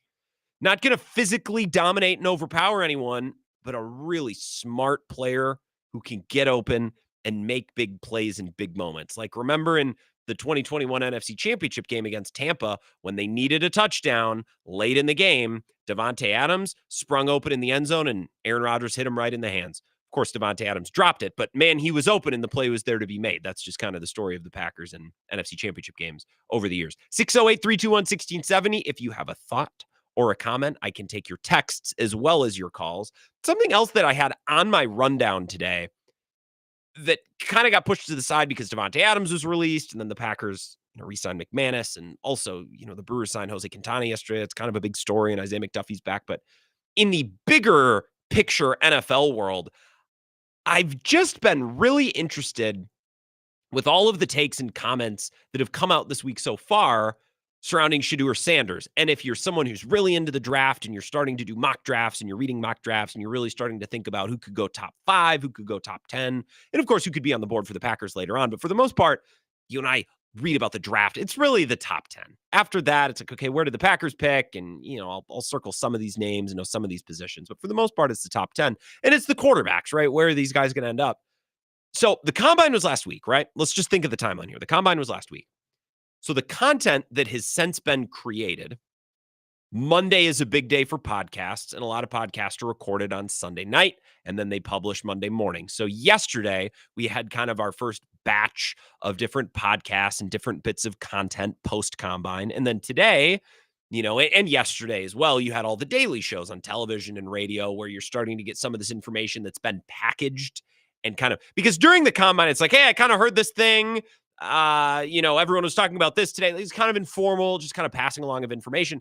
But now, a couple days removed, people have really polished and boiled down and condensed the most important talking points. And what I noticed today when I was getting ready to come in for Bill's show is people are starting to unload their takes on Shedeur Sanders and where he falls and where he fits in this draft. And I'm not saying it's negative. It's just not overwhelmingly positive. It's tepid. I use that word correctly, right? I'm going to Google what tepid means. Again, it's not that teams didn't like him. It's not that he was a jerk. It's just that he's not viewed as this bulletproof superstar caliber prospect that I think a lot of people have discussed him as through his time at Colorado and through his time through this last college football season. So I have a couple cuts that I'll play you because this is going to form the way that we approach the top of the draft and the quarterback, needy teams in the draft, which is going to help shape which teams might be moving up and down. Like, this is important stuff with the draft coming up, right? And a lot of this information is fresh coming off of the combine. I thought this was interesting. This is Todd McShay, who now does his podcast at The Ringer, talking about the way in which Shedeur Sanders, I don't want to say rubbed teams the wrong way in meetings, but how he's I don't know. Teams are kind of tepid on him. I'll just stop talking. Here's Todd McShay. The two people that I spoke to were in meetings and had these individual meetings that I just laid out to you, what they are, who's in there, and why they're important. Teams in the top 10 drafting that need a quarterback.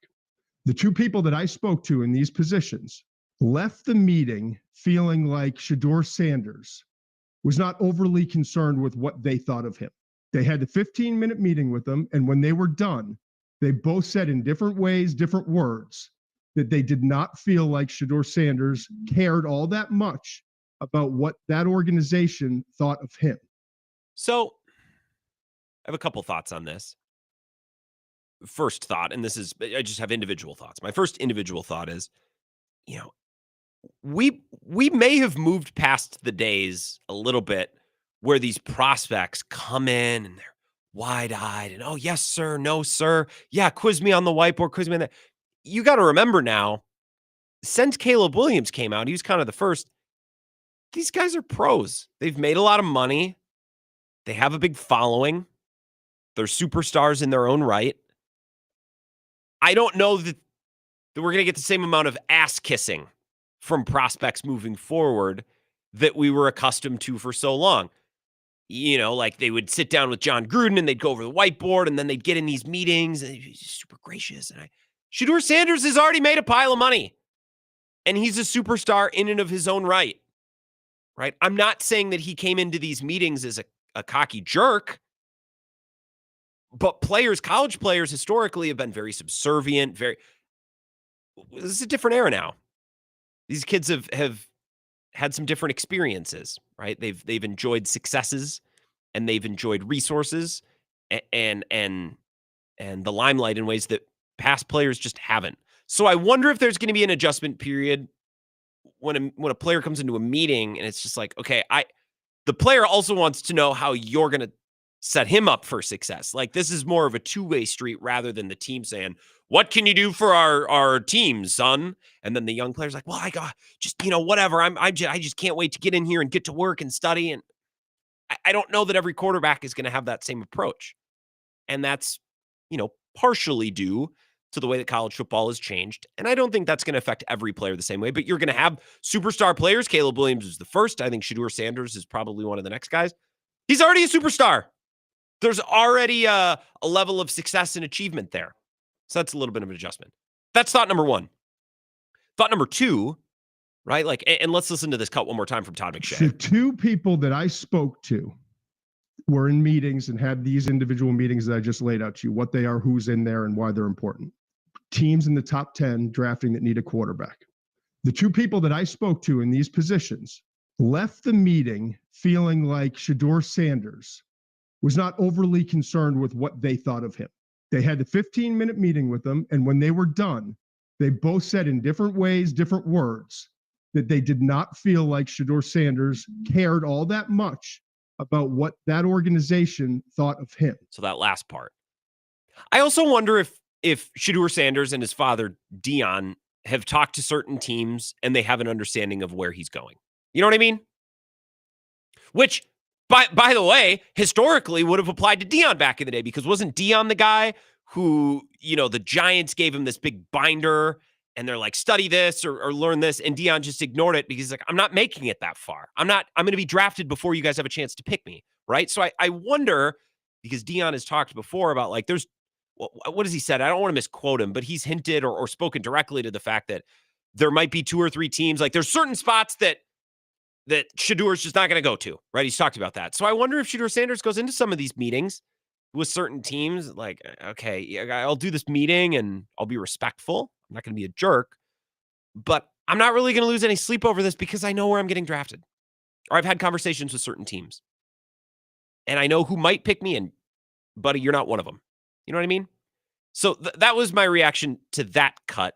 Here's Trevor Sikkema, Pro Football Focus. I have 3 cuts. Here's the second of 3 that I want to play for you. This is Trevor Sikkema, who's excellent draft guy. He was on at the Super Bowl with us last year in Las Vegas at Pro Football Focus. And you can hear the lead-in from one of the other, I believe it's Max Chadwick, setting him up to talk about his grade and where he is mocked, where he is projected Shedeur Sanders. Kind of surprised that Shedeur Sanders was nowhere to be found in your first round mock draft today. Ultimately, the reason why I didn't have Shedeur going in the first round, I could not find anybody that had Shedeur QB1. From what I talked to of like sources that weren't, within our building or guys that I talked to within media, all the new people that I talked to, and especially from what I heard with, team reporters, things like that, nobody had Shedeur QB1. To me, it sure sounded like the way that people were talking about it was the gap between Cam and Shedeur was bigger than the gap between Shedeur and whoever was next. Whether it was Will Howard or Jalen Milroe or Jackson Dart, like, I think Shedeur is a lot closer to those next guys that we talk about as potential QB3 than the player who's going number 1. So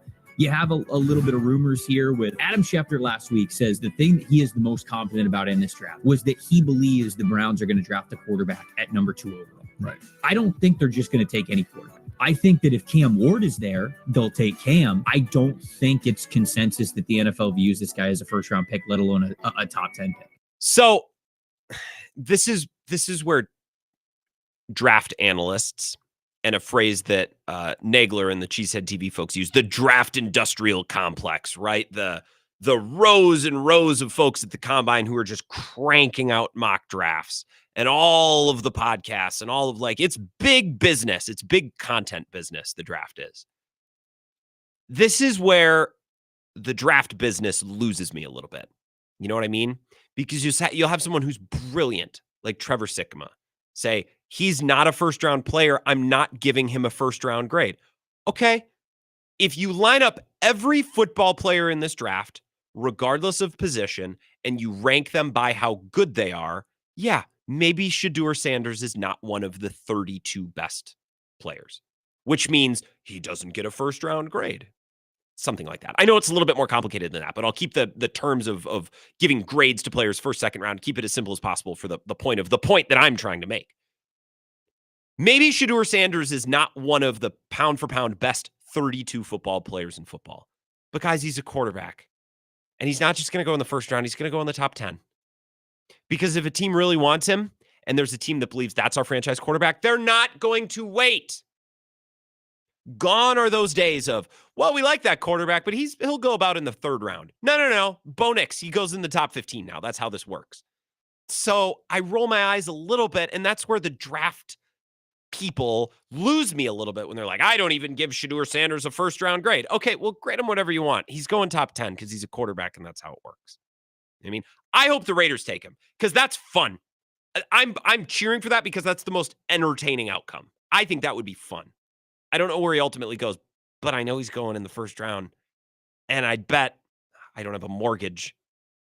I don't have that much money, but I'd bet a lot of it that he's going in the top 10. Here's one more cut. This is Dane Brugler of The Athletic on Shedeur Sanders. He has fans around the league, but the context is we like him, but not as a top 5 guy. And that's always been the case. And I think as we leave the combine, more and more people are understanding that this isn't necessarily like a 1-2 type of thing or a battle for quarterback 1.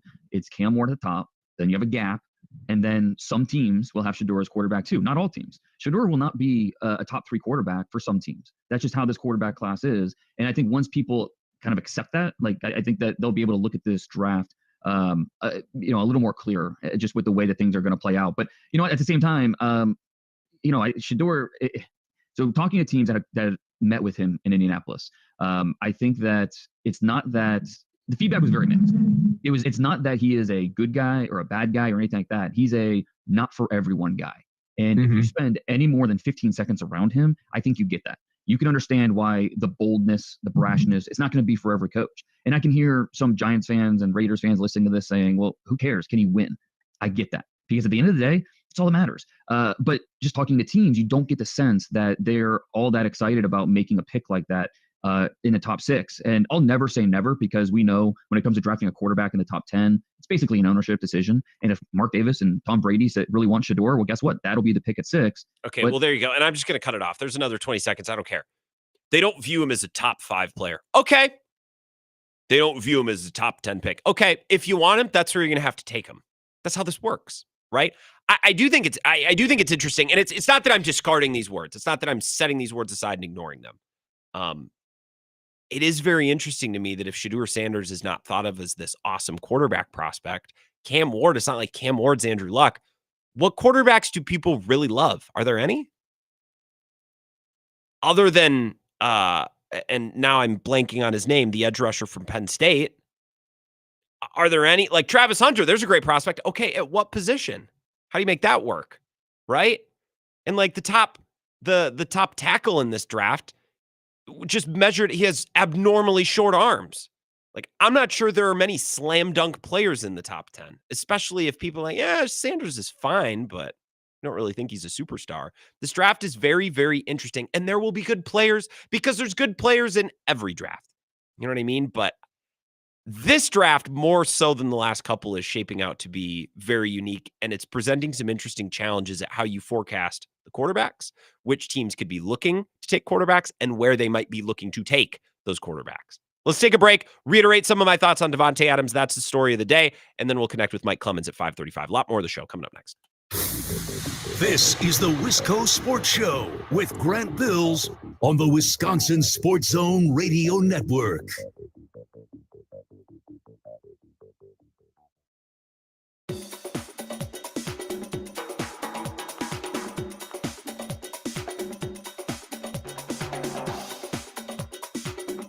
The Wisco Sports Show will resume in 3 minutes.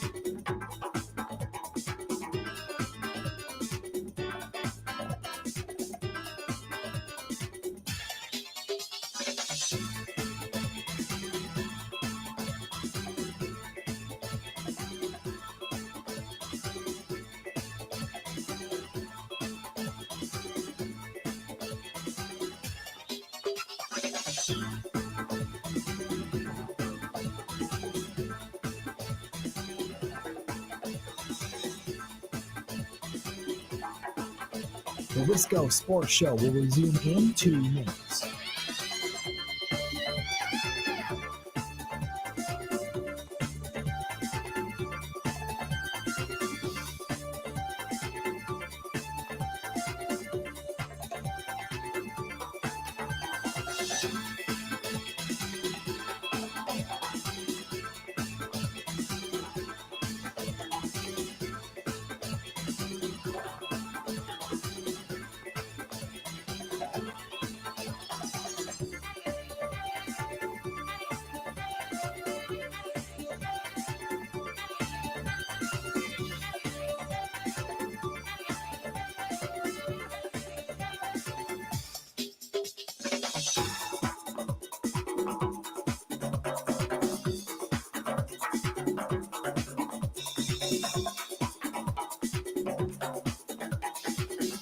The Wisco Sports Show will resume in 1 minute.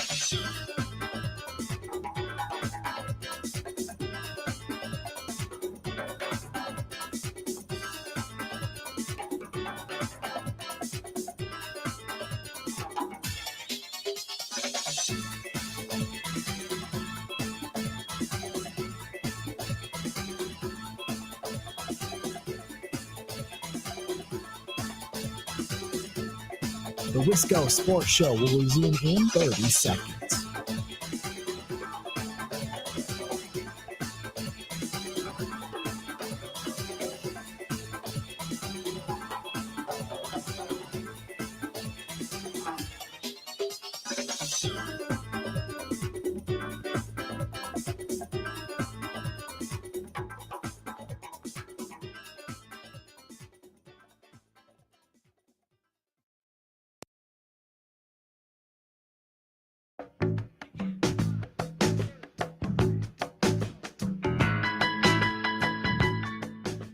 Wisco Sports Show, Mike Clemens in about 10 minutes. Time to take some of your calls if you're interested.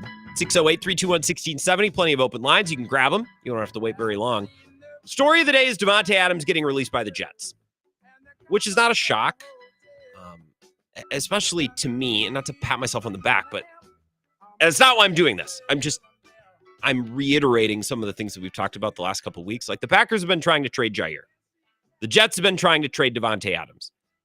And I just don't know why it would make any sense on God's green earth for any team to give up any sort of capital for either one of these guys. It just doesn't make any sense. Like, the Jets are trying to get rid of Davante Adams because his contract is completely and totally untenable. And everybody knows that. And if they can't move him in a trade, they'll cut him. The money's not guaranteed anyways. So why would I be like, I'll sign up for that? Yeah, that horrible contract. I'll take it. Why would I want that? Just wait for him to get cut. And then I'll try to sign him. Same with Jair. Like, why would I, you're going to have to cut him. That's your problem, not mine. I'm not taking on your problem. So it doesn't surprise me at all that Davante Adams was cut. I don't know what Davante wants, right? I think Green Bay is in play. I wouldn't say that it's likely. I wouldn't say they're the most likely. I don't know. But I think they're a possibility. Mostly because, hey, have you listened to Davante Adams over the last few years? He flirts with the Packers given any opportunity on any show that'll have him on, especially Kay Adams. Like, if Davante Adams wanted to slam the door on any idea of him coming back to Green Bay, he could have slammed that thing so much harder long ago. And he didn't. He's kind of playfully flirted with the thing. Ooh, look at my Instagram story. Look at my yellow and green shoes. Nobody speculate wildly.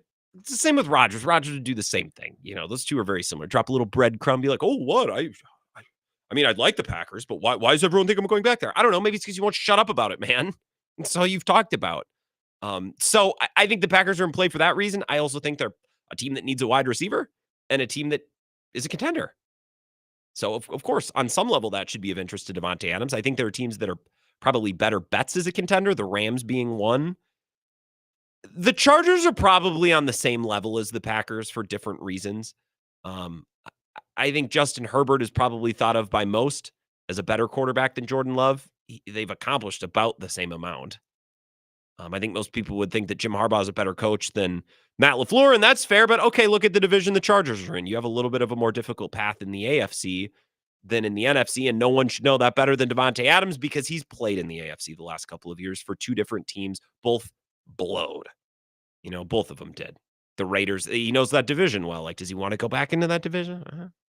Probably not. I don't know. There are teams that are more likely shots. If Davante Adams really wanted to go all in to win a Super Bowl, I think there are teams that are better shots than the Packers. I think there are a lot of teams that are worse, but there are certainly teams that are better. Does he want to just make the most money? Does he want to get like $30 million in average annual value, somewhere around there, for 1 or 2 more years to end his career? Okay. Could probably find that in places that aren't teams like the Packers or the Rams. Or maybe the Packers or Rams will cut a big check like that. I don't know. It doesn't seem like something the Packers would do, but who knows? You don't want to shut that door, I guess. It is possible. Does he want to just go play with Aaron Rodgers? Because I guess if he wants to do that, like, probably make a little money, but you're probably not going to contend unless the Niners blow out Brock Purdy and blow out everybody and then bring in, I don't know why they do that. They're already old and expensive and they're having money issues. But Davante Adams and Aaron Rodgers, theoretically, may not cost a whole lot because both have been cut. So it just depends on what kind of terms they're willing to agree to. I don't feel like Rodgers is going to play for no money because that hasn't really been how he's operating. Really at any point in his career, he's kind of taken as much money as you can get, and that's good business. I don't blame him for that. I don't know what Davante Adams wants. I don't know what he's looking for. This is the first time in his career he's been a true free agent. The Packers traded him where he wanted to go. The Raiders traded him where he wanted to go.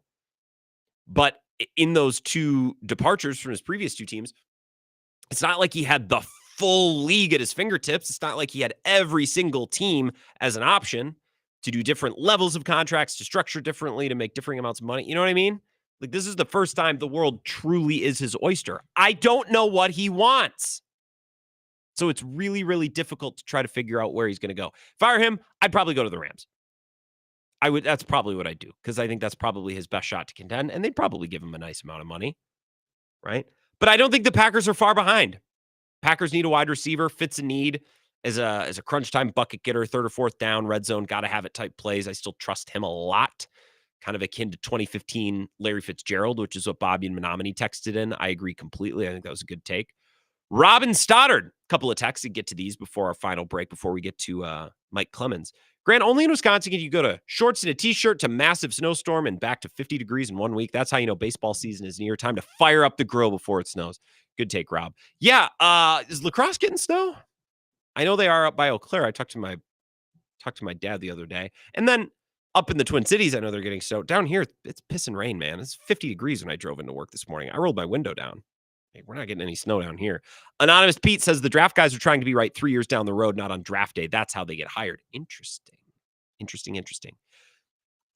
The draft is big business, man, for content and for sports fans. It's just not my bag. Did you see what this guy ran in the 40? Yeah, all right, that looks fast. It's nice.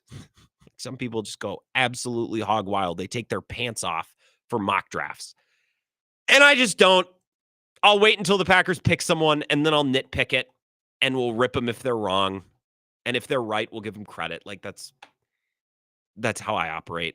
Grant, that's lazy. I don't know. I'm not interested in doing 30 mock drafts between now and April. I'll just talk about NFL stories happening in real time, talk about the Bucs, talk about the Brewers as spring training continues, talk about Badgers basketball. I'll talk about other things. I think there are more pressing matters in the here and now. Now, when Davante Adams gets cut, we'll talk about that because that's juicy. You know what I mean? When DK Metcalf is rumored to be available for trade, we'll talk about that. That's juicy. That's not some 22-year-old running a 3-cone drill down in Indianapolis. You know what I mean? It's a little different. It's not my bag. If it's your bag, that's cool. Good for you. I'm glad that you get enjoyment out of that. Cheddar Ball says, La Crosse not getting snow yet, just misting. Supposed to get anywhere from 2 to 8 inches tonight through tomorrow. Interesting. Well, we'll see. Keep me filled in, Cheddar Balls. Appreciate it. 608-321-1670. Appreciate the texts. Got to pause the phone calls. It has been a busy phone call night anyway, so that's fine. Mike Clemens coming up next. He has some comments and some reports and some observations from the Combine. That's what's on tap because he just got back from Indy the other day. He was there for the full week, for all of the media avails, for all the workouts, for all of the things. So he's going to give us his full rundown and full report when we get back. Mike Clemens will join us next. This is the Wisco Sports Show with Grant Bills on the Wisconsin Sports Zone Radio Network.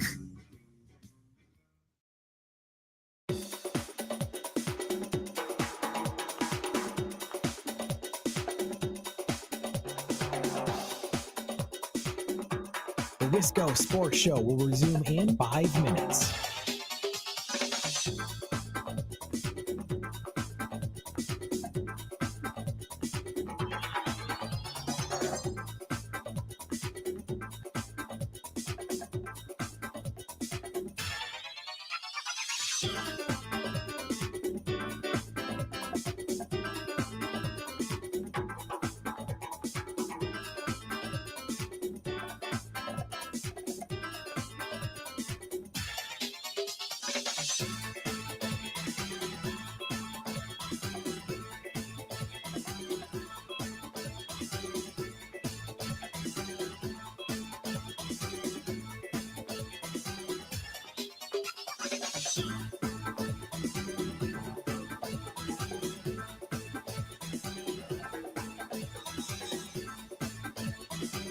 The Wisco Sports Show will resume in 4 minutes.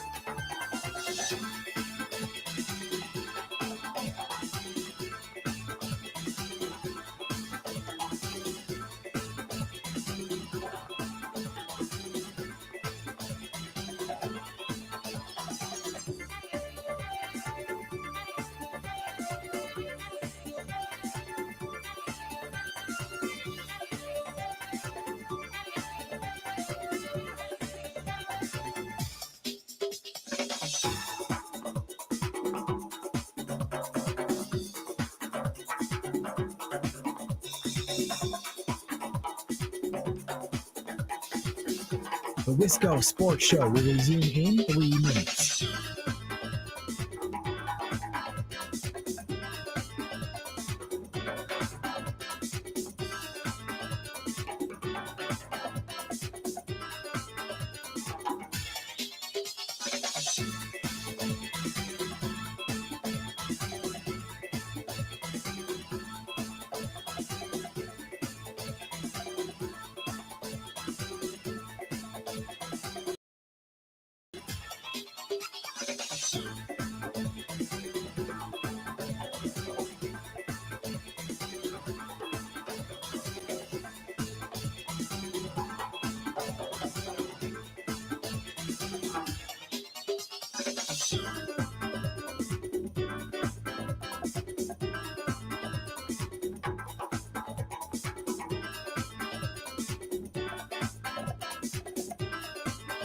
The Wisco Sports Show will resume in 2 minutes.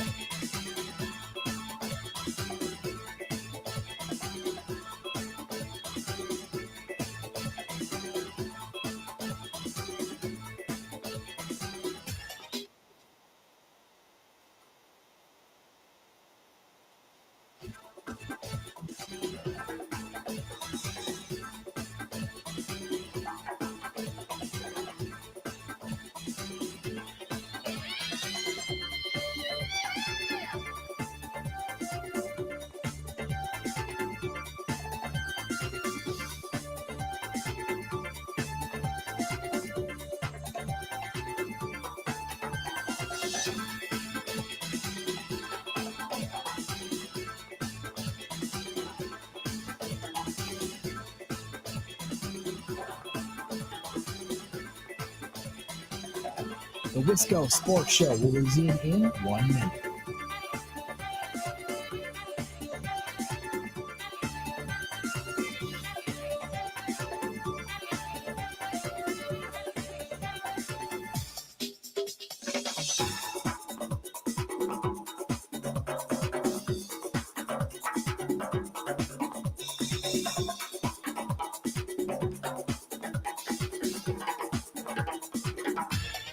The Wisco Sports Show will resume in 30 seconds.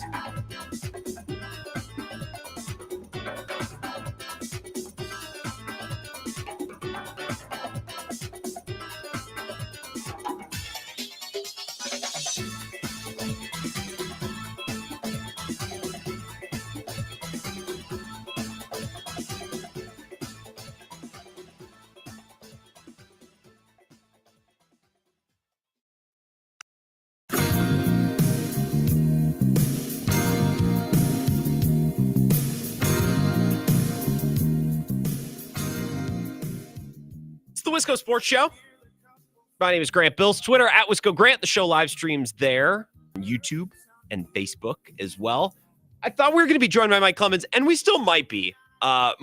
He might just be running a couple minutes late or whatever. And if Mike had something come up, we could talk to him at a different time as well. We're a very flexible show.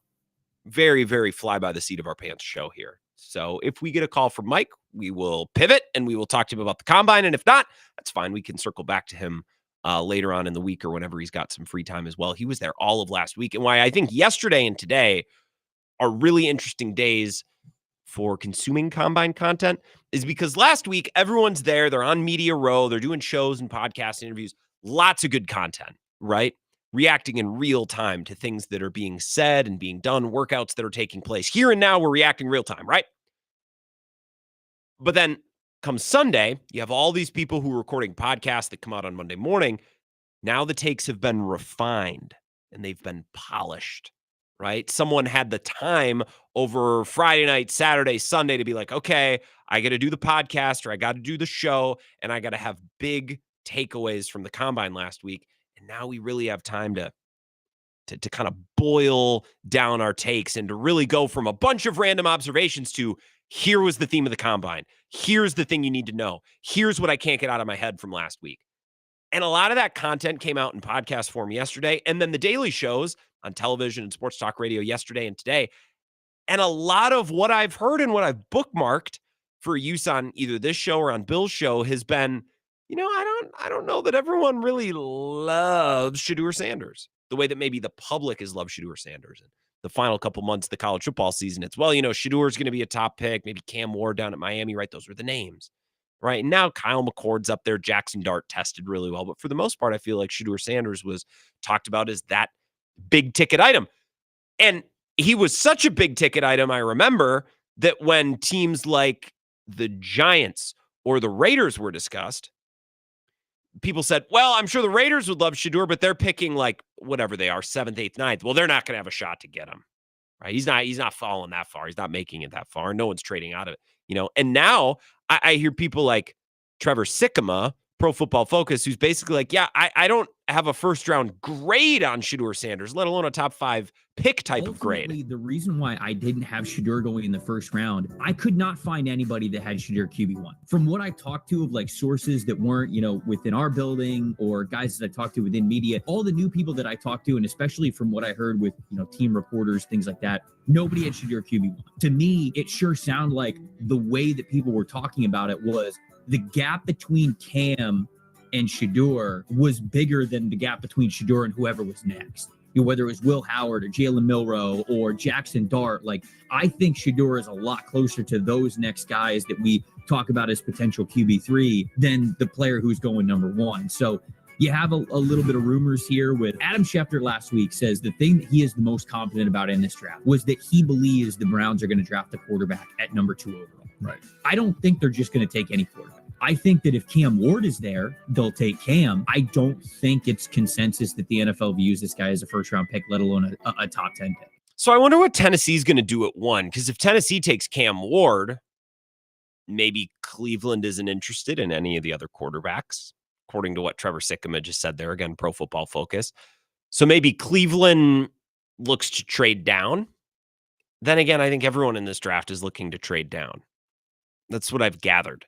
I mean, there's no knockout, gotta have it prospect. Abdul Carter is very attractive to many, but he's not Myles Garrett. He's not Will Anderson. Nice edge rusher. Top 10 pick. But can't miss top 3 type player. I mean, he might go in the top 3, but he's not comparable to, edge rushers in the past who have gone that high. Again, I just gave you a couple of examples. So does Cleveland look to trade down? And who's looking to trade up? I got my eye on Vegas. I kind of hope that Vegas ends up with Shedeur Sanders because I think it's the most entertaining possibility. You kidding me? Pete Carroll, Chip Kelly, Tom Brady running the show, Brock Bowers, that tight end, and all of a sudden you bring in Shedeur Sanders. That's fun. That's interesting. I feel the same way about if Aaron Rodgers were to go there, right? That would be fun and interesting in a different way, but still very fun and interesting. Certainly more fun and interesting than Sam Darnold, who the Vikings did not tag by the deadline today. And I guess they're going to work on a deal that could still keep him in Minnesota. Maybe they're just saying that. Maybe that's something that Darnold's can't put out as leverage. I don't know. I struggle to see where Darnold fits in all of this. I don't know how, if I was a fan of a team like Pittsburgh, if I was a Raiders fan, if I was a Jets fan, a team that needs a quarterback, right? I don't know how I'd feel about you bringing in Sam Darnold. Sam Darnold won 14 games with the Vikings, sure, but then in the biggest moments kind of dumped down his pants. It's a player last year, at least the way that I saw it. You don't have to agree, but my point of view last year on Darnold told me, yeah, he can drive the car and he can do a pretty good job, but in the biggest moments, man, I don't know if he's going to get it done. Kind of Eric Bledsoe type of situation. I don't know who that's more disrespectful to, Sam Darnold or Eric Bledsoe. I don't know. I just like the Steelers. If the Steelers signed Sam Darnold, if I was a Steelers fan, I'd be like, I want off of this ride. You guys got to find your own quarterback for the first time since Big Ben. And Big Ben retired in 2021, but he hadn't been good for like 3 years before that. You know what I mean? So I just, the juice that seemingly kind of left the room, the air that got let out of the balloon at the combine with Shedeur Sanders intrigues me because I think it impacts the way that so many teams are going to operate at the top of the draft in a draft where it doesn't seem like anyone's that psyched about being in the top 5. Everyone would love to move down, but if no one's psyched out of their minds about these quarterbacks, then no one's going to be looking to move up. You know what I mean? Unless it's like for Travis Hunter, but Travis Hunter is a little bit of an enigma of a prospect as well. It's really complicated. I'm interested to follow where it goes, even though the draft normally isn't my thing. 608-321-1670. Mike Clemens, he's got something going on. We'll circle back maybe later this week, or maybe we'll still get a call in a couple minutes. There's still, 15, 17 minutes left in the show, but time to take some calls. In the meantime, 608-321-1670. Wisco Sports Show. Who's this? Ridge Runner Mark, how are we doing, sir? Ridge Runner, I am well. How about you? Not too bad. In the vein of comms, and you were just talking about Sam Darnold, here's why I think we could use some psychosis of why someone would want to take him on. Okay. You've laid out brilliant reasons as to why not to, because he's shown us what he is.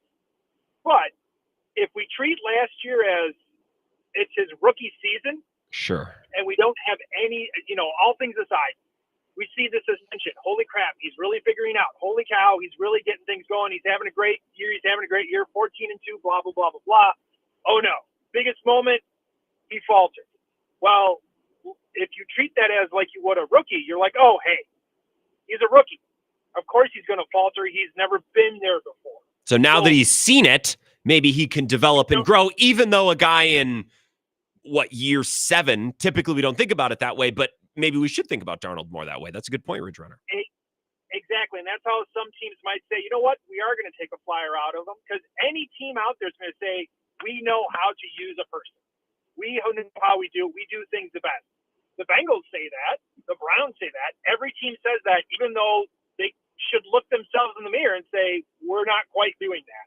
They're going to talk themselves into it, and that's both a positive and a negative. Some people need to be talked into doing something because they don't have belief in themselves, and other people shouldn't be talking themselves into doing stuff because they can't.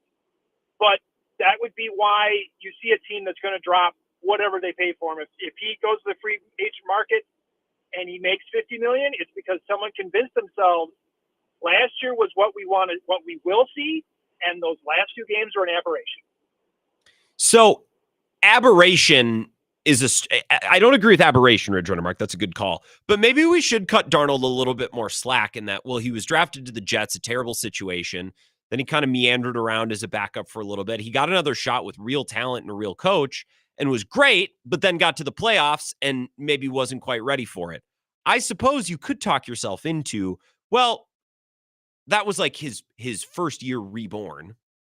Who's to say that now in year 2, he's not better prepared for the bright lights of that moment, maybe without the weight of an upcoming contract weighing on him, maybe he could be better. I'm willing to buy that, and I think some team will, and they'll probably be smart for it. There are just certain fan bases that are on this carousel, Steelers fans, Colts fans, where it's like enough of the quick fixes. Like you need to draft your guy or find your guy long-term.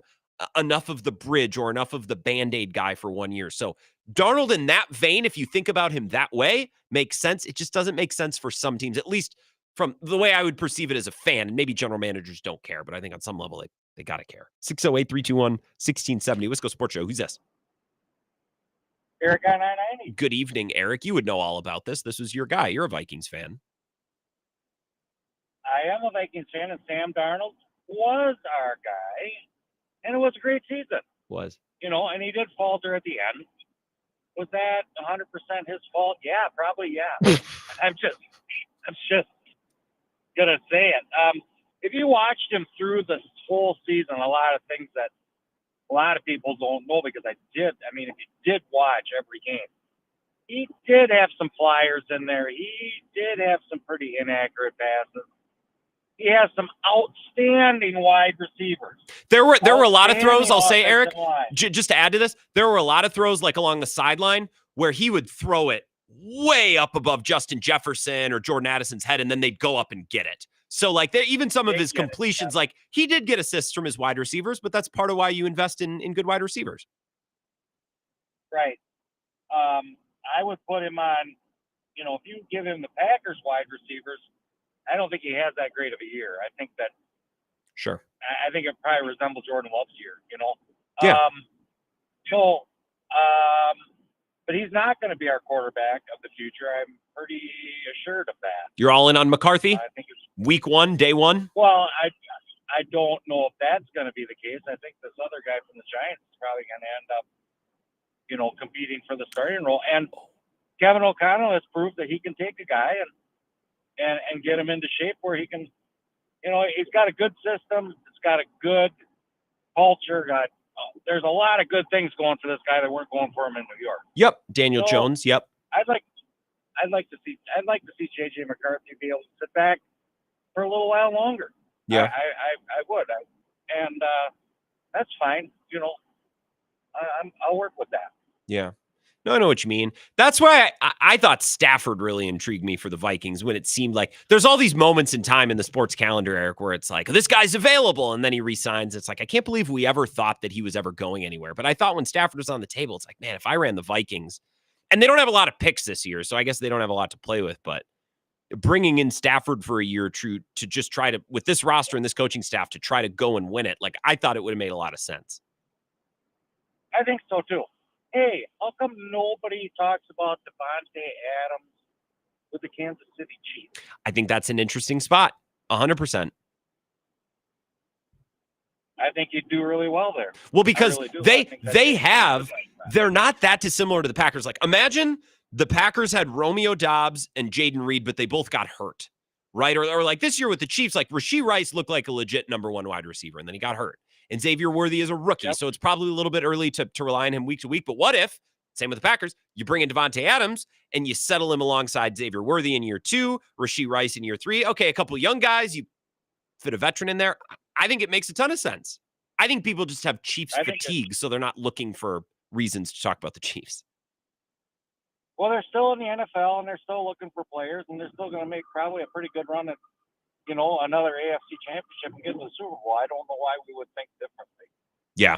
Right? What evidence is there to say that they're not going to be super competitive in that? At least in their, they're going to win their division. Yeah, I mean, they've played in the AFC championship game every year since Mahomes has been there. So there's no reason to believe that they're going to let off the throttle at all. I had one other thing, but I can't think of it right now, Grant. So that's okay.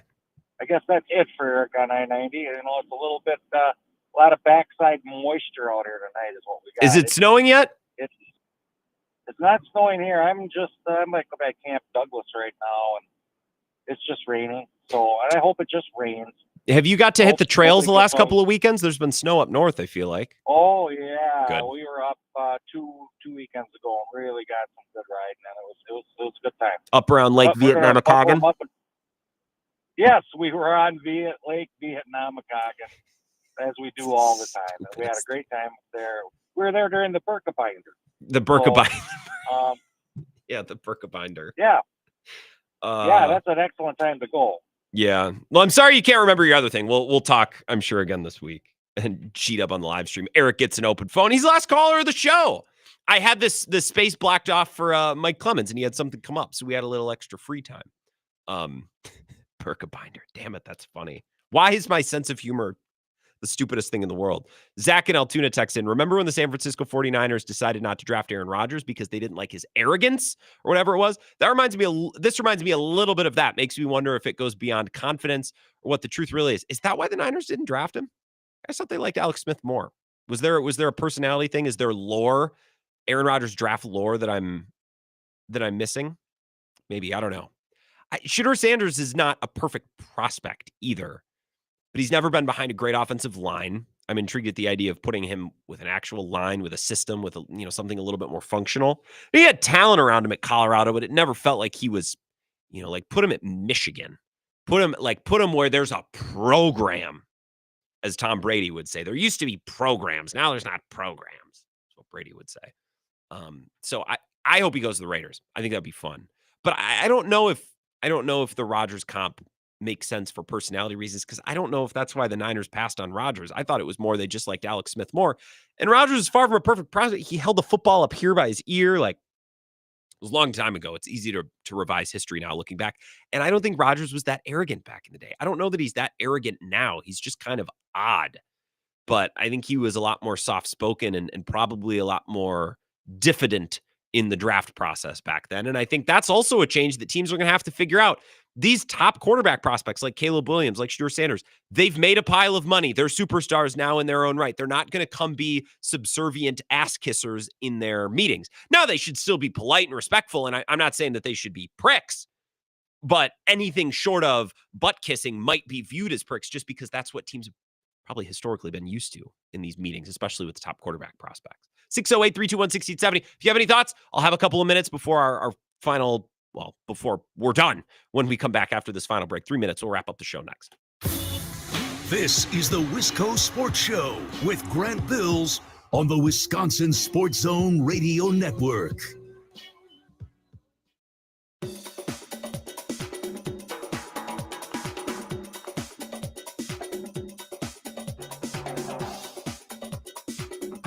The Wisco Sports Show will resume in 3 minutes.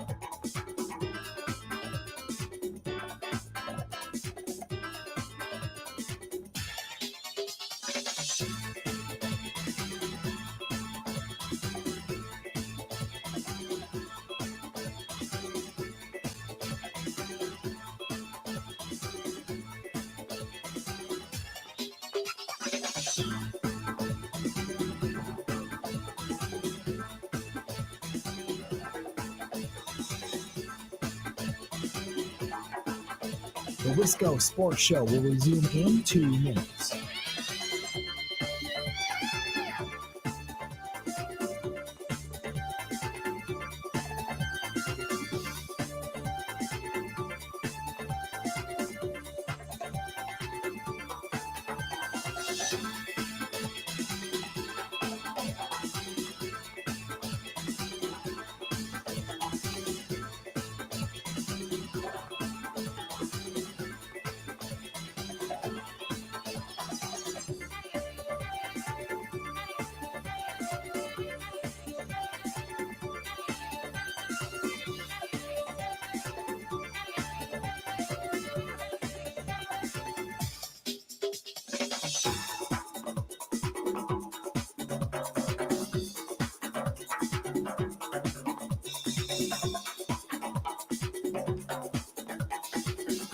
The Wisco Sports Show will resume in 1 minute.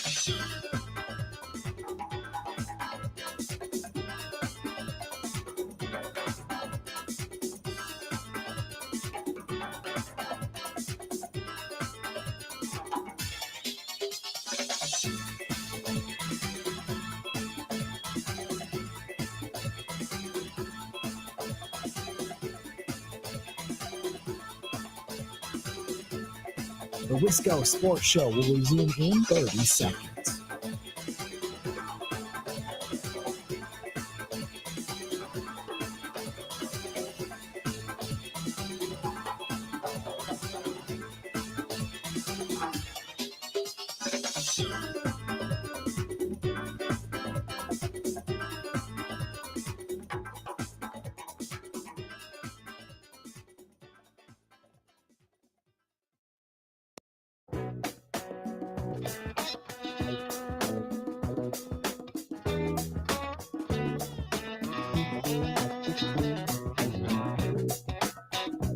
Wisco Sports Show, last couple of minutes.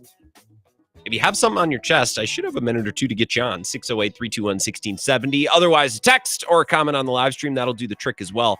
Talked a little bit about the draft, specifically the top of the draft. Some interesting takes coming out, some surprising bits of analysis about Shedeur Sanders over the last couple of days, where it's like, yeah, we don't know if the league's really on fire for him. You know what I mean? We don't really know if people view him as the sure shot top 5, top 3, consensus prospect. And of course, consensus doesn't matter. It only has to be one team that really, really likes him. I still feel like it might kind of be the Raiders, because that would be badass. I feel like they should just jump up and get him. Or if what certain analysts are saying is true and nobody's going to be like fired up to take him high, well, then maybe he just falls to, I believe the Raiders are 6th. The Raiders are 6th.